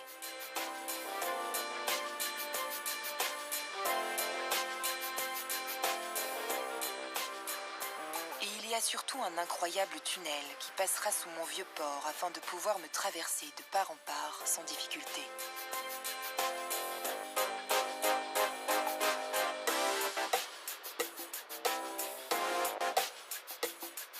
Gaston Defferre, dans sa volonté de me transformer durablement, ne rencontrera finalement qu'un seul obstacle, mais de taille. Mon histoire millénaire. Moi, Marseille, longtemps moquée comme une ville antique sans antiquité, je vois surgir tout à coup de terre mes racines grecques et romaines. Le chantier pharaonique du centre-bourse, près du Vieux-Port, doit être stoppé. Impossible d'ensevelir sous le béton les vestiges d'un si glorieux passé. Il y a là, à ce moment-là, un bras de fer assez médiatisé, hein, puisque vous avez deux grandes personnalités du monde politique qui s'opposent. Vous avez André Malraux, qui vient de créer son ministère de la Culture, qui est le défenseur en quelque sorte du patrimoine et de la mémoire, qui s'oppose farouchement au maire de Marseille, qui lui est animé par un projet nouveau pour sa ville. Un compromis va être trouvé, bien entendu, c'est de dire on va intégrer ces vestiges à cet ensemble que l'on appellera le centre-bourse, c'est la désignation pour ce centre commercial, et il n'y aura pas seulement des vestiges archéologiques mis en valeur, il y aura aussi un endroit pour commenter ces vestiges et les relier à l'histoire de Marseille. Alors que je venais de renouer avec mes origines antiques et que j'avais dû faire face à la plus grande arrivée de réfugiés de mon histoire, je me croyais capable d'affronter toutes les tempêtes. Mais au tournant des années 70, je vais être frappée de plein fouet par une violente crise qui va me faire vaciller. Tout ce qui faisait ma force va subitement s'effondrer, et je vais même être rattrapée par cette mauvaise réputation dont je ne parviens pas à me défaire.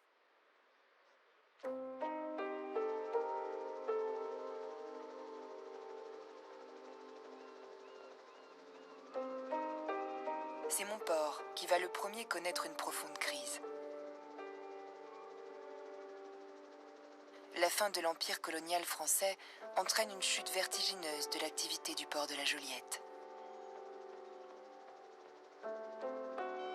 Surtout, alors que je comptais sur les installations pétrolières de la Véra et de Fos-sur-Mer, les chocs pétroliers successifs vont, à partir de 1973, mettre un violent coup de frein au mirage de ce grand complexe pétrochimique.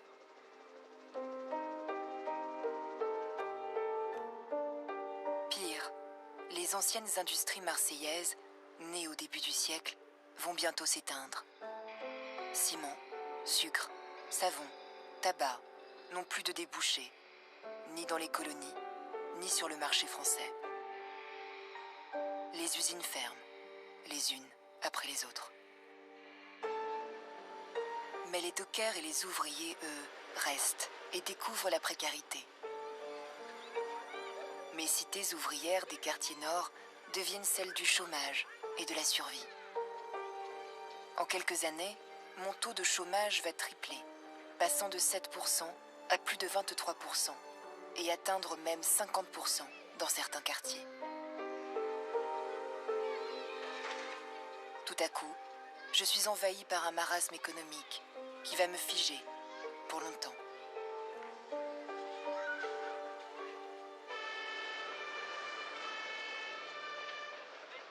Dans ces années douloureuses, comme dans toutes les périodes de pauvreté et de précarité que j'ai traversées, mon actualité est surtout scandée par les drames de plus en plus violents liés au grand banditisme et au trafic de drogue. Dans les quartiers populaires du Panier et de l'Opéra, les organisations mafieuses se succèdent et se ressemblent. Les Corses Carbone et Spirito, qui se sont perdus dans la collaboration pendant la guerre, ont notamment laissé la place à deux frères, eux aussi arrivés de Corse, Antoine et Barthélemy Guérini, qui ont la main sur la prostitution et les jeux d'argent. Des trafics qui vont prendre une ampleur inédite lorsque le parrain italien Lucky Luciano cherche à se fournir en héroïne pour le marché américain. Plusieurs familles de Marseille vont alors se lancer dans un incroyable commerce et former une organisation criminelle qui restera dans l'histoire sous le nom de French Connection. Moi, Marseille, je deviens alors le premier producteur mondial d'héroïne, plaque tournante d'un commerce qui utilise une matière première venue clandestinement d'Asie, le pavot, transformé ici dans des laboratoires clandestins, puis vendu aux États-Unis.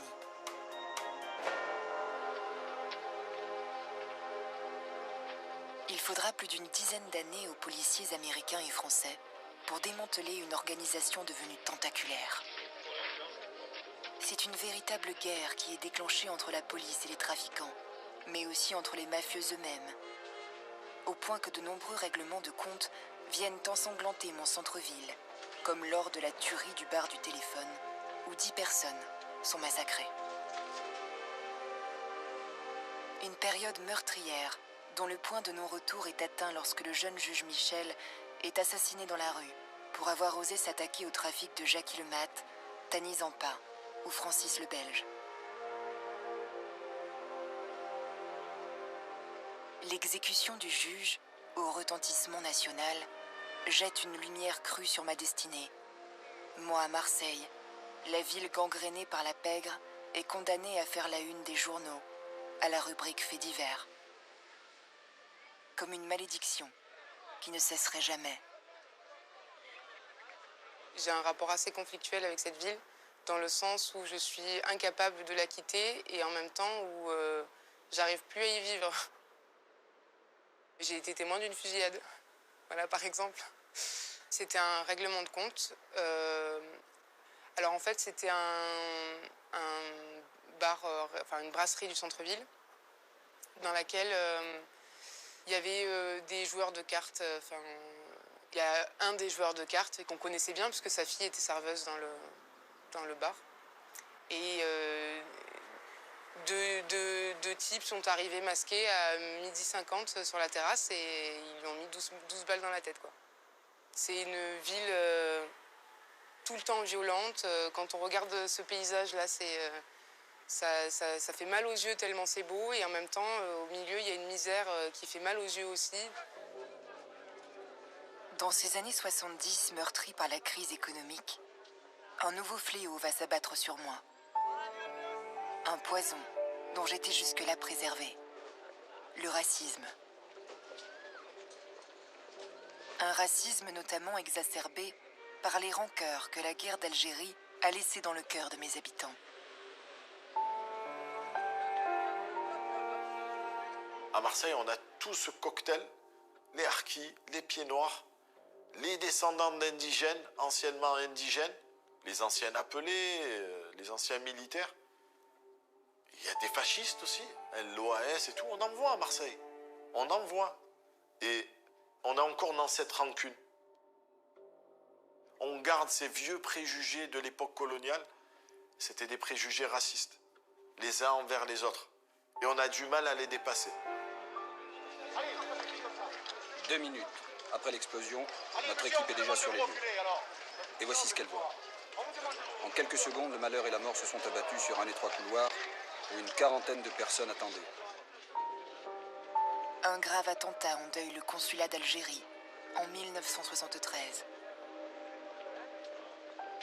Une bombe fauche 4 personnes parmi les Marseillais qui venaient refaire leurs papiers d'identité.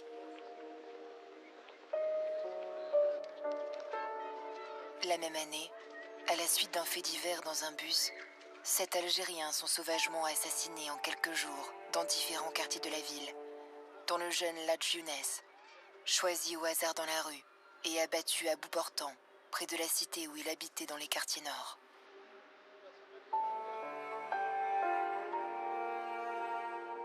Des années plus tard, ce sera le jeune Laouri Ben Mohamed, abattu sans raison par un CRS en 1980. Puis des explosions en 1983 dans le quartier de la Cayolle, au sud de la ville. Une litanie macabre qui trouve son point d'orgue en 1995.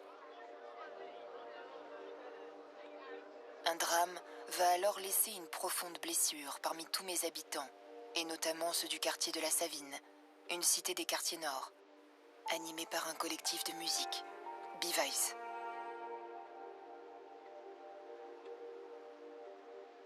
C'était un taiseux, Ibrahim Ali, hyper gentil, jamais un mot plus haut que l'autre en fait. On préparait un gros show au stadium de Villetrolles. Au retour de cette répétition, le groupe rencontre en fait des colleurs d'affiches du Front National. Ils sont descendus de leur voiture, ils ont commencé à tirer. Un jeune Français d'origine comorienne tué hier soir à Marseille par des colleurs d'affiches du Front National qui ont été placés en garde à vue. Il n'y a pas eu de dialogue, il n'y a pas eu de bagarre, il n'y a rien eu. C'était des couleurs d'affiches du Front National qui étaient là. Il y a la colère. Qui ont canardé. Une colère terrible. On avait tous envie de tout cramer en fait. Je sais pas pourquoi. On n'a plus de raison à ce moment-là. On n'avait plus notre raison à ce moment-là de tout cramer en fait, pour nous faire entendre notre douleur en fait. Et entre-temps, il m'a fallu aller voir la famille, aller voir la mère Ibrahim et pour lui dire, ben écoute, j'ai rien à dire en fait, en gros quoi. J'avais rien à lui dire, mais je voulais juste la voir et lui témoigner de ma solidarité dans cette épreuve. C'était son fils unique. Elle me dit, au bout de 20 minutes, va voir tes frères et essaie de les calmer. Il ne faut pas salir la mémoire d'Ibrahim. Il ne faut pas salir sa mémoire. Ne faites rien qui puisse salir la mémoire d'Ibrahim. Voilà. Et donc j'emmène ça sur mes épaules. Aller voir les autres qui sont excités comme pas possible, qui voulaient en découdre en fait. Et il a fallu négocier avec tout ce beau monde, jeunes comme adultes. J'ai dû calmer des grands-pères, des pères de famille. Mais on a tenu bon, voilà. On a réussi à calmer tout le monde. La France entière est sous le choc.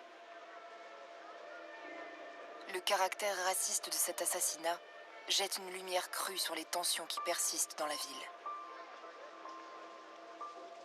C'est très certainement la manifestation contre le racisme la plus importante qu'ait connue Marseille durant les 20 dernières années. Il est très difficile pour l'instant de chiffrer exactement le nombre des manifestants, puisqu'ils occupent pratiquement plus de la moitié de la Canebière de façon très dense. Ce jour-là, ouais, j'ai senti l'amour de Marseille, quoi. Que, quand même, on a perdu quelqu'un. Ouais, on a perdu Ibrahim. Mais il y avait cette solidarité qui nous maintenait en vie, en fait.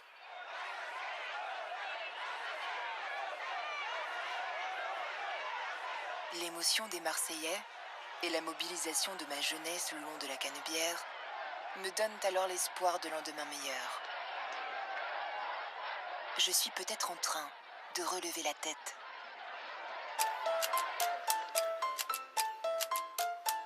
Car ces années 1990 vont voir les débuts de ma renaissance. Cette renaissance va trouver sa source dans des quartiers populaires du centre-ville, coincés entre la porte d'Aix et la Canebière, et que tous mes habitants appellent Belzins. Belzins, Noailles, ces quelques rues au nord de la Canebière accueillent depuis des décennies les immigrés venus d'Afrique du Nord dans des quartiers souvent délabrés et qui semblent abandonnés par mes responsables politiques. Moi, je viens du cœur du centre-ville. On appelle aussi l'hypercentre, c'est Noailles. Tout Marseille venait faire ses courses à Noailles. Ça, les gens, ils l'ont oublié.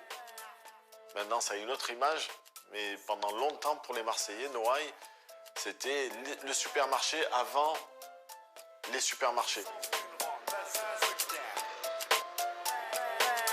C'est dans ce triangle d'or, le long des 500 boutiques de ce grand bazar à ciel ouvert, que je vais retrouver un dynamisme commercial sans précédent.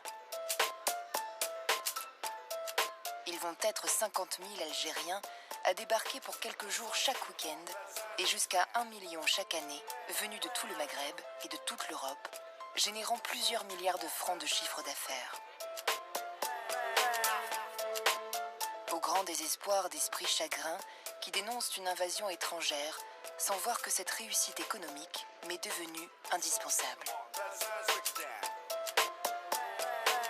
Je dis être une enfant de Noailles parce que c'est un quartier qui mérite qu'on s'y intéresse un peu plus, de sa diversité. Je pense qu'il est très rare. J'ai beaucoup voyagé et il me semble pas avoir vu un quartier qui rassemblait autant de communautés. Nous vivons tous ensemble et on se nourrit les uns les autres de nos manières d'être, de nos manières de vivre.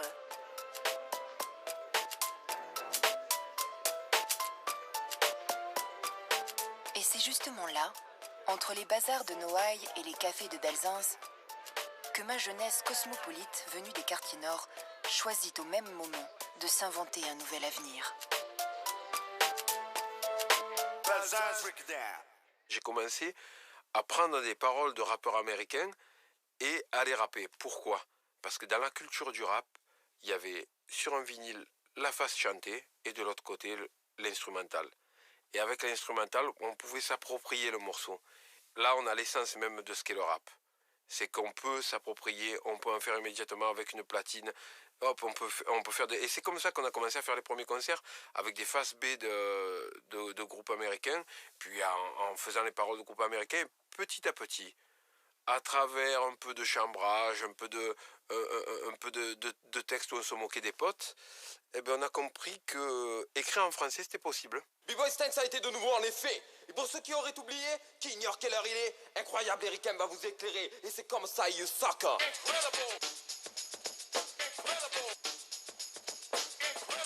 Un avenir en musique, avec la naissance d'une contre-culture urbaine, faite de rage et de créativité, qui va propulser tout à coup Marseille au cœur de l'actualité. Mais cette fois, pour le meilleur. On cherchait un nom de groupe qui fédère un peu tout le monde. Et ce qui nous animait à cette époque-là, c'est le fait de crier à travers nos morceaux qu'on existait, qu'on n'était pas des chiffres, on n'était pas des numéros. Et en parcourant des bouquins, on a vu la marche pour les droits civiques et les pancartes I am a man. Et je ne sais plus lequel de nous a dit, mais si on prenait juste I am, j'existe, je suis.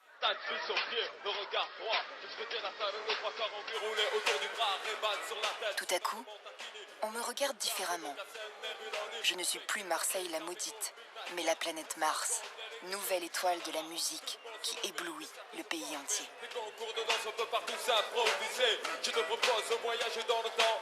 Via planète Marseille, je danse avec Mia. Marseille n'était pas une ville qu'on reconnaissait pour sa culture. C'est une ville reconnue pour sa violence, pour sa mauvaise image, son côté canaille.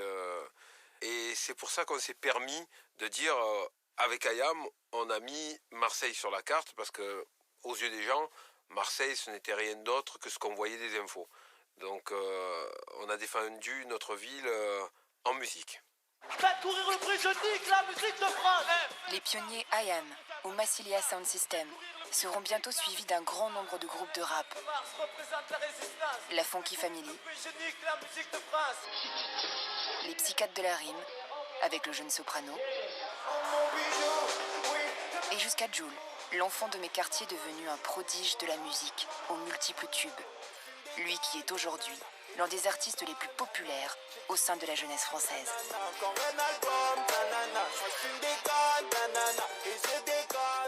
avez juste à faire ça et vous allez voir, vous aurez la réponse. Jul, c'est un symbole ici, c'est un modèle de réussite pour tout jeune de quartier, pour tout jeune de Marseille en fait. Il est parti d'en bas et petit à petit il a monté et regardez où il en est aujourd'hui. Dans toutes les boîtes en Europe, en Espagne, c'est arrivé énormément. Nous disons, vous venez d'où? Marseille. Oh, Marseille, Joule. C'est rentré dans le patrimoine de Marseille. Il y a la Bonne Mère, il y a le stade Vélodrome, il y a la Corniche, il y a les Calanques. Et aujourd'hui, il y a le Sinjoul.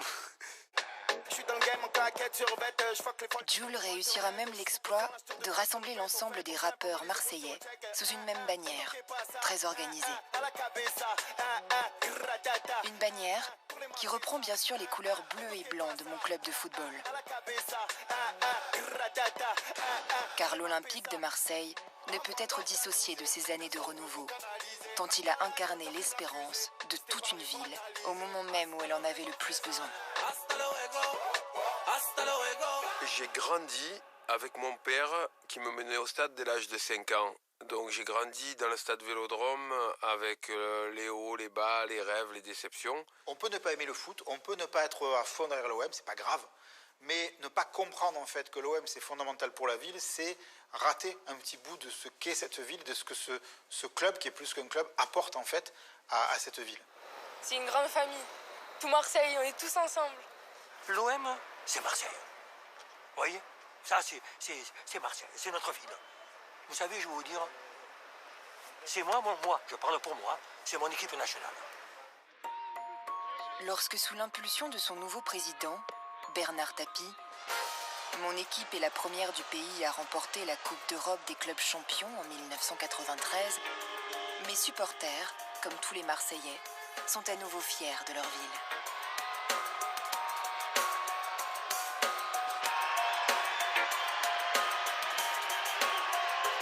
Mes héros s'appellent Didier Deschamps ou Basile Boli.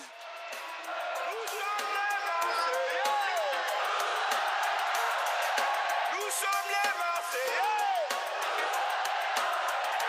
et nous avons gagné.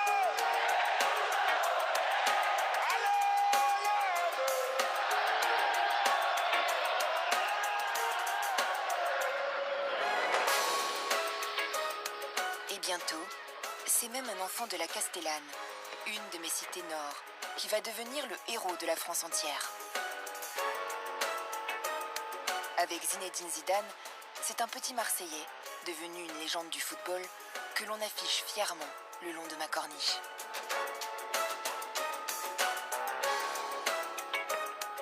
Alors, c'est un ballon au pied et des étoiles plein les yeux que mes habitants ont fêté les 2600 ans de ma fondation en 1999.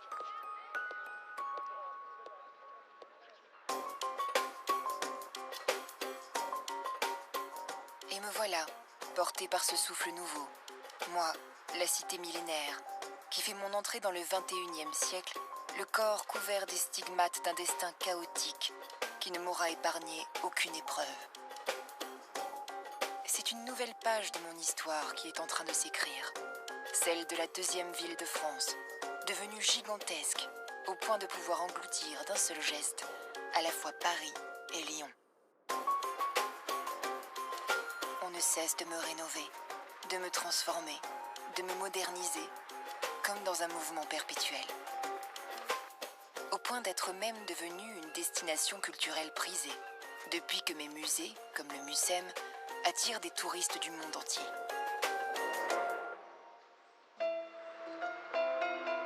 Mais, comme dans une tragédie grecque dont je serai l'éternelle héroïne, je reste une terre meurtrie par la violence, avec la litanie des règlements de compte meurtriers dans certains quartiers. Et comme l'ont montré douloureusement l'effondrement de mes immeubles insalubres de la rue d'Aubagne, en plein cœur de Noailles, je suis encore fracturée par de profondes inégalités. Marseille, c'est vrai qu'il y a des paysages cartes postales. C'est vrai qu'il y a une grande mixité sociale et que c'est riche au niveau culturel.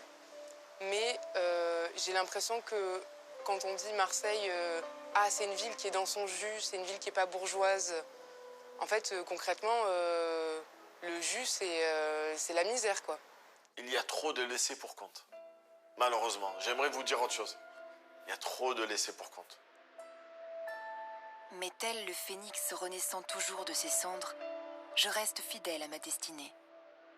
Celle d'une capitale de la Méditerranée, qui aura toujours le regard porté vers l'horizon.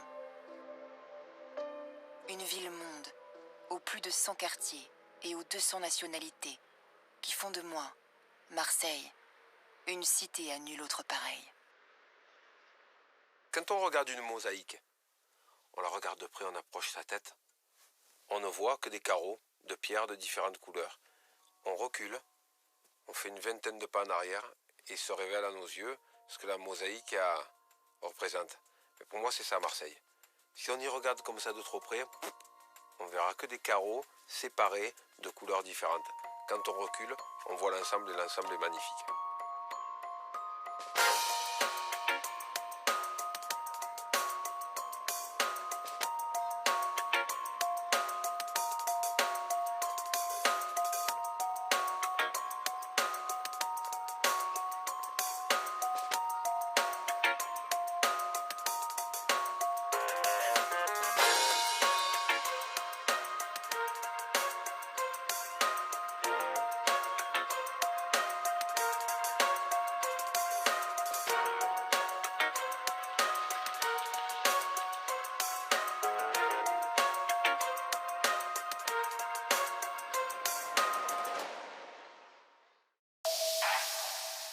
Inédit, demain sur France 3. Regarde-moi, mon portrait, le voici. Quand le jazz est là. Plus qu'un chanteur, plus qu'un poète. Sur